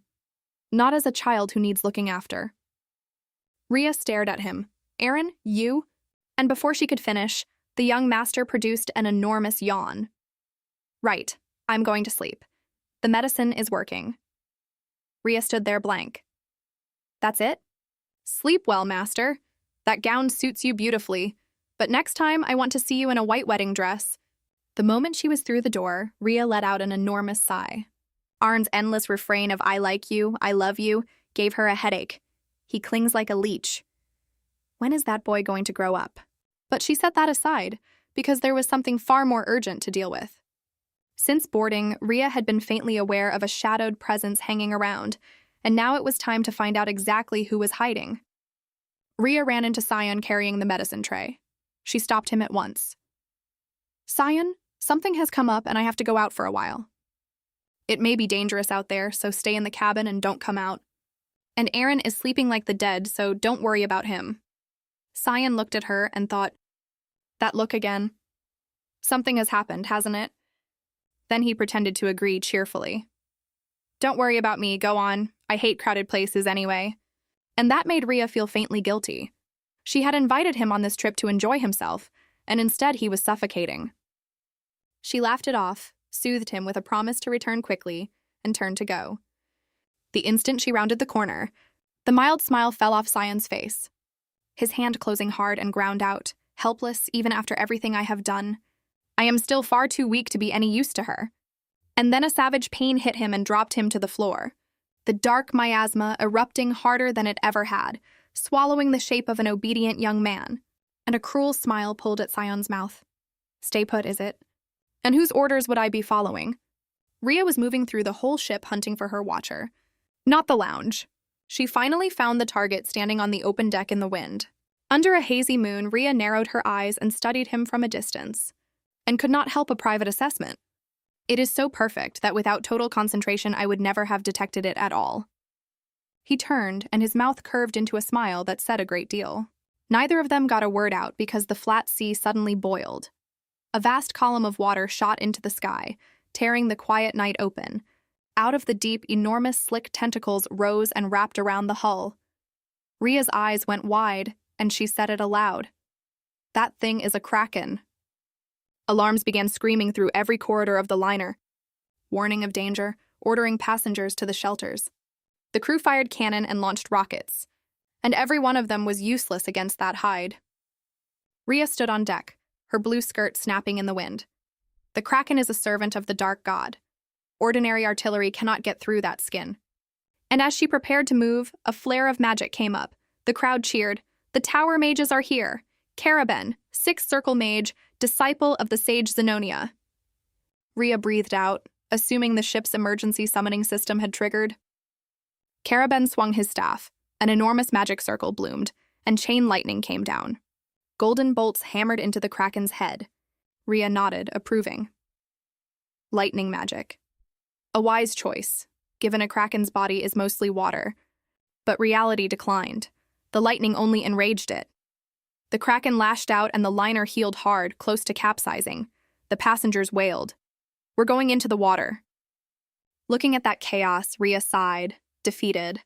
Not one peaceful day, ever. I'll have to use Sirius. Rhea raised a hand and summoned the blade, and it came wreathed in a brilliant blue radiance, and something close to holy. Under a silver moon, Sion, in a formal suit and a cold, unfamiliar air, walked slowly onto the deck, his eyes fixed on the creature. To understand that, go back to the moment the dark god took his body. While the emergency sirens were still going off along the corridors, he had looked at Aaron Hire, out cold, nose bubbling, and clicked his tongue. What a shame. I was going to teach this insolent little brat a lesson for talking to Rhea like that, remembering Rhea's face twisted with pain in her nightmares. And underneath it, she still carries the fragile heart of a child. The dark god talked himself out of it, hiding his own concern. If she loses something precious, her mind collapses, and then I could no longer draw miasma from her. Right then, an impact shook the whole ship hard. He snarled, irritated. First one, then the next. What a tedious lot they are. His body flared demonic red, miasma pouring off him. Forcing this by violence is not entertaining. I will make you realize for yourself how precious I am to you. Back in the present, after an enormous tentacle came down beside him, and he was thrown into confusion again, realizing he had lost his memory. Why is there an enormous tentacle here? When did I even come outside? And then a deep voice sounded directly inside his mind. It came from the colossal kraken, lowering its head before him. Master, give me your orders. Sion stared into that enormous glowing eye. Instinct told him this terrifying creature was completely harmless to him, and he had no idea why a monster from the deep would kneel to him. And then came hurried footsteps and Rhea's voice shouting his name, Sion. Hearing her, Sion turned toward her, glad. And it brought an enormous tentacle down where she stood. Sion screamed, Rhea, look out! And the blow shattered the deck, and made himself steady. It's fine. Rhea is the strongest swordsman in the world. And exactly so. With a single clean stroke, Rhea severed that enormous tentacle in a way that was frankly magnificent. Sion came running, asking over and over whether she was hurt anywhere. Rhea smiled and reassured him. I'm fine. But inside, a suspicion was rising. I set a defensive ward on that cabin. How did Sion get out here by himself? With the dark god absent, the kraken should be sleeping at the bottom of the sea. Rhea touched Sion's face and looked at him with real fear. Could this creature have sensed Cassian's presence inside him? Ambushed at close range and touched like that, Sion went scarlet and asked, flustered, what she was doing. And right then, the mysterious brown-haired man strolled up and drew a bright blade. Rhea, I'll help you kill this kraken. Hearing a stranger use her name so freely, Sion gave him a look hot enough to burn, thoroughly annoyed. Rhea looked at him with cold eyes. Help me? He had been skulking and watching her with suspicion the entire voyage. What exactly is he after? The kraken's fury was rolling the liner across a black sea. Launched himself onto the ship's side to fight.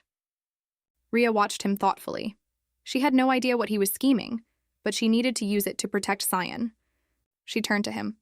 Sion, stay back here with the mages. Sion objected, startled. What? Absolutely not. I can fight too. Rhea shook her head. She knew the kraken. The more people attacked it, the more savagely it would rampage and the higher the casualties. Stay here and make sure nobody else is hurt. Faced with that flat order from his master, Sion gave in, deflated. Understood. Up front, the brown-haired man wanted to perform for the beautiful woman, so he swung his sword and shouted to draw attention. Rhea, I'll make you an opening. That shout carried the length of the deck, and the passengers gasped and cheered. That has to be the great sword saint. We're saved. Rhea's face simply died. All that effort keeping my identity quiet, and this man bellows my name across an entire ship. Well, it's out now. Fine. Let me finish this quickly. Rhea watched the fight coldly. The kraken is famous for terrifying regeneration. The only way to kill it is to split the main body in half with a single stroke. The brown-haired man was still bouncing around, dodging the creature's blows. Rhea thought, dry. Well, so she drew serious? Poured every scrap of supreme magic into her strongest technique. Heart Sword, second form. She brought the blade down and went straight at the kraken. The brown-haired man, standing on the creature's head, had time to open his eyes very wide and shriek, hold on, I haven't moved yet. It was far too late. That stroke came down, split the enormous creature in half, and split the sea behind it as well, sending a wave rolling into the hull. That world-ending sight left Sion and everyone else standing open-mouthed. Sion could barely speak. Unbelievable, that was extraordinary. Rhea stood on the deck and pushed her disordered hair back, grumbling. Honestly, I go to all the trouble of dressing up, and this is how it ends. When the spray cleared, the enormous kraken was a lifeless hulk sinking slowly toward the bottom. Rhea asked quickly, Sion, are you hurt anywhere? He shook his head and smiled to reassure her. I'm completely fine. He looked at her with admiration and something smaller. I am still nowhere close. Confirming he was untouched, Rhea gathered herself and pulled him along cheerfully. Good. Then let's get back to the cabin. And as for the dashing brown-haired man from earlier, he was lying unconscious on a severed tentacle. Back at the cabins, Rhea stopped short. She muttered, uneasy. That's strange. I definitely set a defensive ward before I left. She frowned, suspicious. Could Cassian have done it? But before she could work it out, she decided to check on Aaron first. She told Sion to go and rest, promising to come and talk afterwards. Sion nodded obediently. He muttered, Rhea is certainly going to ask why I was out on that deck. What excuse do I use this time? And then something occurred to Sion. What if I simply tell the truth? That I remember nothing at all? He remembered standing on that deck facing the colossal kraken. Master, give me your orders. I offer this flesh and blood to my god, the dark god Cassian. Take back the glory that was yours. My master? Sion leaned against the door and let out a very heavy breath. The dark god Cassian. That name. How could he possibly not know it? He remembered the day the villagers dragged him off to be executed, a huge man hauling him by the collar. You'll be put to death in the village. Come quietly. Why would anyone treat a child that way? Because he had always been called the vessel of the dark god, the one with filthy blood, the seed of the devil. Sion held up his hand and stared into his own palm. The strangest part was that the energy coming off that kraken had felt profoundly familiar. The strange voices he heard. Put together, they made a truth Sion did not dare face. He looked at his shaking hand, and there was nothing in his eyes but terror. Could I actually be? The old screams came back around his ears. Filthy brat, filthy blood, seed of the devil. And just as Sion was about to come apart, Rhea eased the door open. Finding him sitting on the floor right beside it, she jumped, Cyan, what are you doing down there? Aaron has taken the sleeping draft and he's out cold. Cyan's eyes went red and he said her name unsteadily, Rhea, and then covered his face with both hands as the tears came. Rhea panicked. What is it? What's happened? After a long, halting explanation, Rhea went quiet. So you don't remember breaking the ward yourself and walking out onto the deck? Cyan said quietly. No. That look settled it for Rhea. All of this was the dark god pulling strings, breaking the ward, summoning that kraken.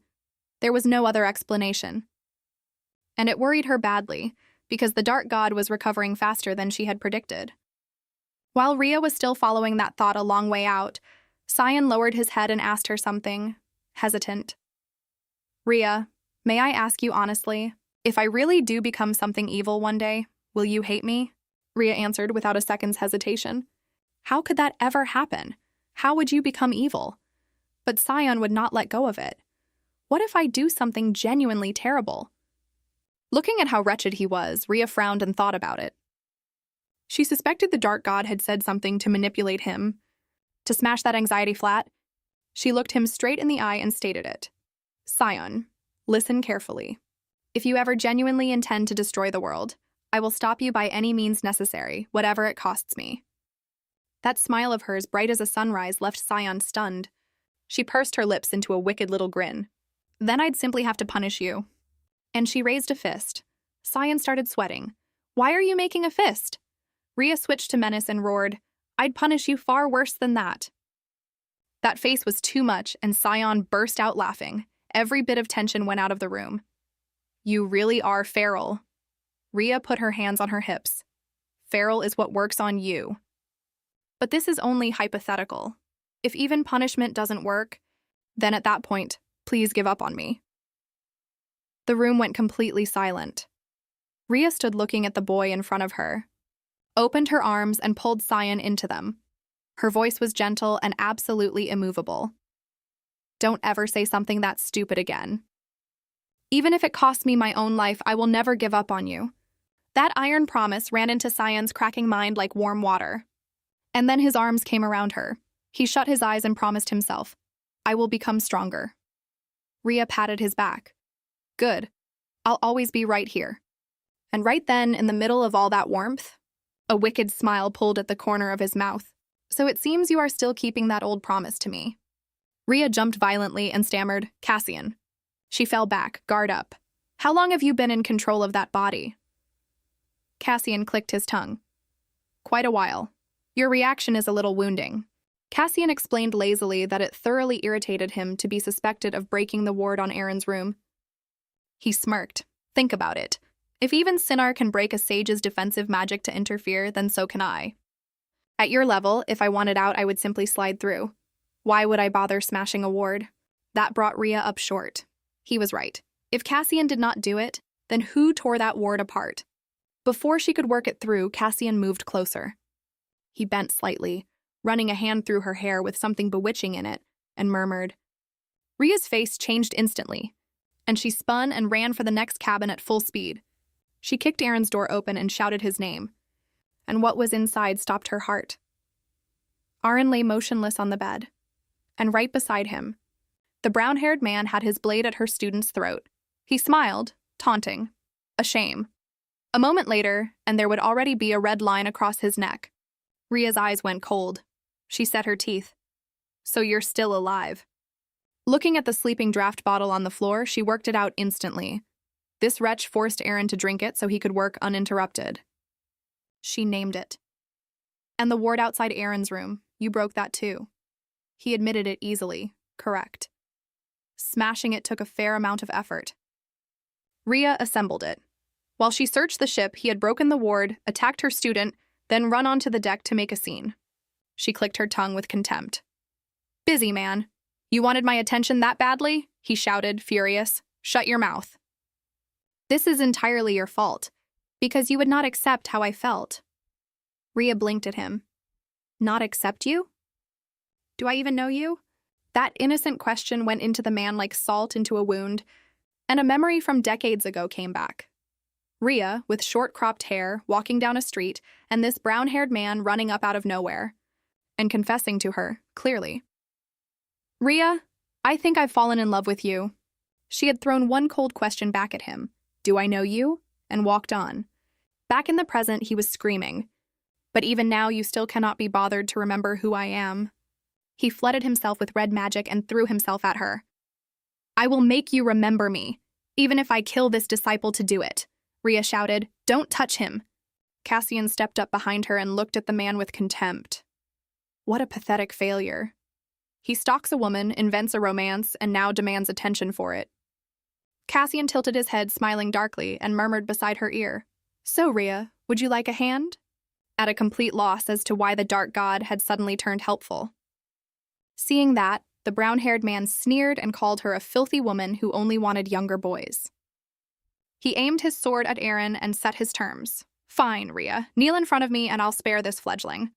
And right then Aaron's eyes opened, and he croaked, weak as paper, Master, don't you dare kneel for me. Seeing her student awake, Rhea let out a breath. But before she could move, Cassian stepped forward, closed a hand around the man's arm, and snapped it in a blink. The dark aura pouring off Cassian left him genuinely terrified. He thrashed free, spitting hatred, kicked hard into Cassian's stomach. He stared at Cassian with something close to horror. What in God's name are you? Cassian smiled coldly. I am simply the Sword Saint's disciple. Before the man could recover, Rhea had him by the collar and slammed him into the ground. Do not touch my disciple. Break that, and our bargain ends immediately. And with that, she used her magic and vanished, taking the brown-haired man with her in a flare of light. Left alone in the cabin, Aaron stared after her, wondering what bargain his master had just referred to. He turned to Sion, curious. Sion, what bargain did you make with our master? Sion said nothing and looked away, eyes cold. In a dark, wet cellar, he winced and looked around the unfamiliar silence. Where in God's name am I? The answer was a blade sliding free. Out of the glare, Rhea raised her sword, her eyes like ice. This is a place where we can swing freely without disturbing anyone. It is also where I bury people, you piece of filth. Far from flinching at that, the brown-haired man smiled with real excitement. A challenge, is it? That is exactly why I came hunting you. And sword aura came off him in a wave of heat that lit the room. Very well. I accept. My name is, and before he could finish, she cut him off. I have no intention of learning your name. Of everyone in the world, you chose to touch my child. You have earned every bit of what is coming, boy. A colossal wave of sword aura tore across the room, and the sentence arrived with it. Today, you do not walk out of here alive. With Rhea gone, only Aaron and Sion were left. Sion. The danger had lifted, but Aaron's pride was in ruins. He hammered a fist against the floor in bitter self-reproach. Because he had not only been pathetic enough to be taken hostage, he had also got in his master's way. This helpless, and I still call myself a future sword saint. But underneath the disappointment sat an enormous suspicion. He glanced at Sion and thought, when exactly did Sion get this strong? He is too fast. I never even registered him closing the distance. Sion stood with his arms folded and a black, freezing miasma pouring off him. That dark aura brought back a memory. Unable to stay quiet, Aaron shot to his feet and challenged him, wary. However I look at it, there is something very wrong with you. Sion tilted his head, his eyes cold and completely empty. Aaron asked it straight. Are you actually Sion? Hearing that question from the boy in front of him, Cassian started walking toward him and Aaron stammered, What is this? Answer me. I asked whether you are actually Sion. An enormous pressure dropped over the whole cabin, and Aaron felt his ribs closing in. Aaron forced it out, shaking. What have you done to Sion? I am asking what you did to him. And the answer was one cold chop to the back of the neck. Cassian said, flatly, too loud, Go to sleep, boy. Aaron dropped to the floor and managed, as consciousness left him, You bastard. I will pay you back for this. Arrogance is for the strong. Then he raised a hand and gathered a red-black boiling mass of demonic energy. Cassian calmly poured that vile power straight into Aaron, murmuring with genuine pleasure, Now you are a little more like me. But then, his red eyes narrowed as he registered a familiar presence moving away from him. The brown-haired man had used a teleport relic and escaped. He clicked his tongue. I cannot believe she let a maggot like that slip. He put on an expression of exaggerated mockery. This clumsy, and she wants to protect me. Rhea is weaker than I am, so I will simply protect her instead. And with that, Cassian dissolved, leaving Aaron alone on the floor. At that same moment, Rhea stood staring at a smear on the floor. She sighed with real regret. Damn it. I got careless. I never expected him to be carrying a teleport relic. Still, she consoled herself by looking down. At the very least, she had taken off the arm he held a sword with. That wretch would not be able to come near her while he recovered. She set her jaw. And if he ever shows his face here again, I will erase him permanently. But her satisfaction did not last, because it hit her. Wait, this is not the moment for games. What if Cassian has done something to Aaron? She triggered her teleport at once to get back to the cabins. What Rhea did not know was that in a patch of forest by the shore, Cassian had already run him down. He muttered, "How cruel of her."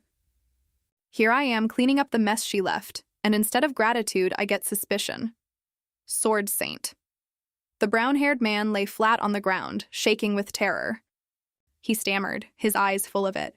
"You are not human. You are the source of the end itself. The one who brings the last day to this world. The dark god, Cassian." Cassian smiled coldly, and there was nothing but mockery in his voice. "Are those your final words?" And at that, the brown-haired man collapsed completely. "Please, please spare me." And the answer to that plea was a look with no warmth in it at all under the moon. "Because you used that filthy tongue to speak about my master, I am not going to let you die easily." And Cassian raised a hand and summoned enormous serpents of pure darkness out of the night. And his screaming carried through the whole forest. Deep inside his own mind, the soul of Sion was screaming in despair. Looking at that ruin of a man, "You should not be doing this." The thing wearing his body was amused. "Should not? Look at it. We handled it so cleanly there is not a drop of blood on us." Sion shouted. "It is not about blood. You used my body for that." The dark god was all magnanimity. "Revenge is only for someone strong enough to take it. I even took revenge for Rhea on your behalf. You ought to thank me." The dark god snapped his fingers and delivered a cold warning. "And you. It is tiresome listening to you complain when you are nothing but a shadow now." He teleported straight back to the windswept deck. He smiled with satisfaction at the people around him, still calmly talking. Normally, moving by magic draws attention instantly, and yet these people were entirely blind to the presence of a dark god. Watching that impossible power, Sion's soul covered its face, sweating. This is what the dark god can do. And frightened as he was, he refused to concede. "You are the shadow. Could you swagger like this if I walked straight into Sinar's temple?" At that small, unpracticed threat, the dark god only chuckled. "You would be wise to drop that idea entirely. Unless you want to die." Rhea, extraordinarily beautiful, was carefully looking after a sleeping Aaron. He murmured, "She really is lovely, isn't she? Rhea is a rare thing among humans, don't you agree?" Struck where it hurt, the boy screamed, "Shut your mouth and give me back my body." The dark god only smiled. Sly. What a performance of innocence. And which of us exactly is the one looking at his own master with impure eyes? He described it slowly, every word landing like a blade. That red mouth, that slender throat. How many times have you thought about touching her skin? I wonder whether your master knows about the dreams you have every night. They are entertaining enough that even I would like to watch them again. He let a beat pass, then goaded him. Or shall I go and describe them to Rhea myself? And out on that windy deck, her blue eyes flashed cold and looked into the night as though every wall were glass. "I was wondering where you had gone." He gave ground by one step and then broke into a delighted laugh. He gripped the rail, his red eyes bright with excitement. She sensed me looking at her? This one really is a human being worth my attention. Back inside his mind, Cassian's voice was still working on him. "What do you imagine happens if your master finds out what you actually want? If she learns the child she raised has been hiding thoughts that filthy, she will feel betrayed and discard you completely. Or, what if I simply tell her myself that I am living inside you?" That poison went into an already fragile mind like a series of knives. Sion stood there, unable to move, screaming uselessly at him to stop. And Cassian only laughed. "Good. Keep collapsing. Believe that you are useless and pathetic. A little more, and full control of this body belongs to me." Standing on that deck, Cassian smiled to himself. Easy. Disappointingly easy. And there he had badly underestimated Sion's will. Stop it right now." The sheer force of that refusal set off a shock. He was expelled from Sion's body, and it was not dignified. And just then, Rhea found her way back to the deck, having finished cleaning up her own problem. Seeing Sion standing there against the rail, he isn't hurt. And then her chest tightened on a beat of pure dread. Which one was living behind that face right now? Her gentle Sion, or the dark god Cassian? Rhea, and looked at her with completely clear, slightly bewildered eyes. Rhea broke into a radiant smile, and inside she had her answer. Nobody could wear a face that endearing and that flustered except her own Sion. That cunning snake of a dark god could never produce an expression that soft. She came over cheerfully and teased him. "So why are you out here? Wanting to explore?" Sion went scarlet and scratched his head. No, it's only—" He could not tell Rhea that he had just been out here with the dark god. And in the middle of his confusion, music drifted up from the hall below. Rhea lit up, guessing the crew had resumed the performance the Kraken interrupted. Her appetite for fun took over. She grabbed Sion's hand and hauled him along. "This is a once-in-a-lifetime chance. We are absolutely dancing to this." And so, the two of them changed into magnificent evening clothes, and the two of them moved together across the windswept deck. Sion's ears went red. "So this is your idea of fun. You even changed your gown." Rhea smiled. "We don't get music this good every day. A sky full of stars, a romantic deck with nobody but us, and music this perfect. It would be a crime not to dance, wouldn't it?" That radiant smile and those sweet words went into Sion like a killing blow. But behind that happy pair, the voice of the dark god surfaced again, cruel and mocking. "What happens if your master discovers those filthy desires of yours?" Sion went rigid, and then gathered every scrap of courage he had, and said her name unsteadily. "Rhea. Suppose, purely hypothetically, how would you feel if someone you never expected confessed to you?" Rhea blinked. She pictured somebody hurling himself at her, shouting, "Rhea, you truly are exquisite. Therefore, I will make you mine. Rhea, accept my feelings." Just imagining that scenario gave her goosebumps. She was exhausted by the very thought. Rhea answered the hypothetical calmly. If that actually happened, it would be the worst thing imaginable. The words "worst thing imaginable" went into him like a blade. Fireworks lit the whole sea, perfectly romantic, and our hero simply stood there with his eyes brimming. Seeing him suddenly close to tears, Rhea panicked. "Sion, why are you crying? Has something upset you?" Sion stammered an excuse. "No, it isn't that. Actually, He could not say it. Before that thing said it for him, he wanted to tell her himself, and he was terrified she would find him disgusting. She suddenly remembered hearing him lose control earlier and shout into empty air. He was clearly shouting at nothing. Is my magic so weak I cannot sense Cassian speaking to him? Is he sobbing because that thing exposed what he is? Unable to watch him tear himself apart any longer, Rhea stepped in and took both of his shaking hands. She looked straight into his eyes and said it with absolute certainty. "Sion, listen to me. I do not care what kind of person you are, not even if you genuinely are the vessel of the dark god." That sentence hit Sion like lightning out of a clear sky, and he stammered, unable to trust his own ears. "You knew?" "Since when?" Rhea answered gently. "From the very beginning, Sion." Sion came apart completely. "From the beginning? How could you?" Rhea was full of regret. "I hid it because I was afraid of what knowing would do to you. I'm truly sorry I did not tell you sooner." Seizing the opening, the dark god's voice came back, dripping. "Do you hear that? She has been lying to you. Rhea lied to us both." But this time, Sion did not move an inch. From the bottom of himself, he pushed back hard. "No, that is not it at all." Rhea gripped his hands tighter. "Sion, you are you, and the dark god is the dark god. Stop punishing yourself for something that has not happened. I promise you, I will find a way to drive that thing out of you." She announced it proudly. "In fact, I have been training a sword technique built specifically to cleanse a soul." Sion's throat closed. He understood that she was doing all of it purely to protect him. And right then, a brilliant magic circle bloomed in midair, and out of it stepped a brown-haired woman with a bag full of poisons.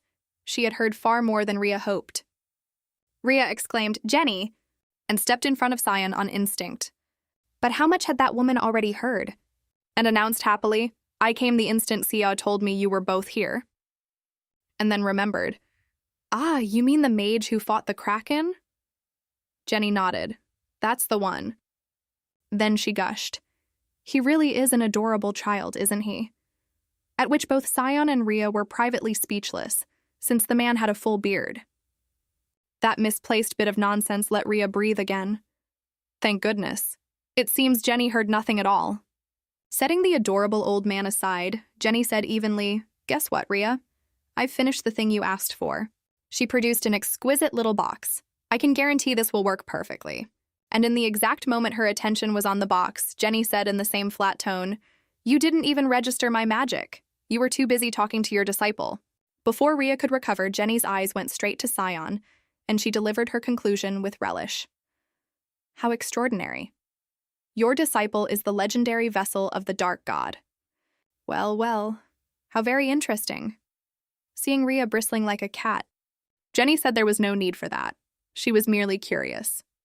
She walked closer, lifted Sion's chin, and studied him. You concealed that Dark God's aura beautifully. Rhea shoved Jenny back at once. My disciple is entirely separate from the Dark God. Do not call him by that name. Seeing a seriousness on Rhea she rarely showed, Jenny sighed and gave ground. Then she winked. It has been a long time since I saw you this serious. Do one thing for me, and I swear on a witch's honor I will not touch your disciple. Rhea did the arithmetic. A witch's oath sworn on her magic is an eternal binding vow. Break it, and the magic strips away her ability to cast. The situation was awkward, but on reflection, this might be the best possible outcome. Because if rigid people like Hex or Felix ever discovered what Sion actually was, Jenny was strange, but at least she was not a gossip. And while the two women were still weighing it up, Sion suddenly fixed Jenny with a hard stare, his voice full of killing intent. Are you threatening Rhea? Rhea started at the suddenness of it, and the witch Jenny was frankly astonished. You? Boy, are you speaking to me? Well done, boy. You certainly know how to make a woman's heart skip. Do you flirt with Rhea like this every single day? Sion went red to the ears and shouted, flustered. What? What are you talking about? Unable to take another second, he fled. I'm a little tired, so I'll excuse myself. The two of you talk as long as you like. Rhea called after him and missed. The instant Sion was gone, Jenny threw herself at her and hugged her tight, eyes crinkling. At last, just the two of us. Wonderful. Jenny looked at her with a very meaningful smile. Don't forget now, you owe me one. My Rhea always keeps her promises, doesn't she? Meanwhile, Sion walked slowly back along the corridor toward his cabin. And very thoughtful. Her words came back to him. Sion, I do not care what kind of person you are. But inside him the storm had not settled at all. Cassian's poisonous warning that his master would throw him away if she learned what he actually wanted kept going into him like a knife. Back in an empty room, Sion lowered his head in real pain. Dark God. There is something I want to say. Out of the shadows, boiling miasma rose with Cassian's arrogant smile in the middle of it. What is it? Speak. Sion ground out every word. You heard all of it. Rhea is training a technique to destroy you. Cassian scoffed. A lowly mortal? Erase me? I have nothing to fear. But Sion's mouth curved and his eyes went frighteningly cold. True enough, but everything changes if the one who destroys you is me. Rather than let Rhea discover how I actually feel, I would rather die as her well-behaved child. Knowing exactly what he was, Rhea had still taken him to a remote and lonely place, purely to keep him safe. He thought about it and it hurt. What did she have to carry back then, while I stubbornly insisted on being her disciple? He was tired of always playing the weak one. What he wanted now was power. Sion looked at his reflection and set his terms. I want to hold your power so I can become as strong as she is, and stop calling me a vessel. Looking at how serious he was, Cassian laughed on the other side of the glass, thoroughly delighted. This vessel of mine. He genuinely means it. What poor Sion did not understand was that the more his body adapted to the darkness, the more easily Cassian would take full control of it. In other words, Sion was handing his own body over on a silver plate. All Cassian had to do was wait for the moment to ripen and swallow his soul. Cassian laughed out loud. Very well. The pact was struck. Sion looked at himself in the mirror, laying out a bet with appalling odds. Rhea took him in because he was the vessel. If the Dark God were gone, would she still stay? He remembered a promise she made years ago. I will not see anyone until you are grown. He told himself, in that case, I will live with this monster as long as I have to, if it buys me a little more time beside her. Cassian, as long as you do not betray me, I will not betray you. He smiled faintly and thought, because I intend to be your grave. And the dark god answered softly, very good, I look forward to it. Out on the windswept deck, Rhea was still talking with her friend Jenny under a sky full of fireworks. From a distance, Sion watched her, his eyes full of resolve and grief. Rather than be parted from you, I would choose to die by your hand. So tell me, Rhea, when that day comes, will you still be able to look at me?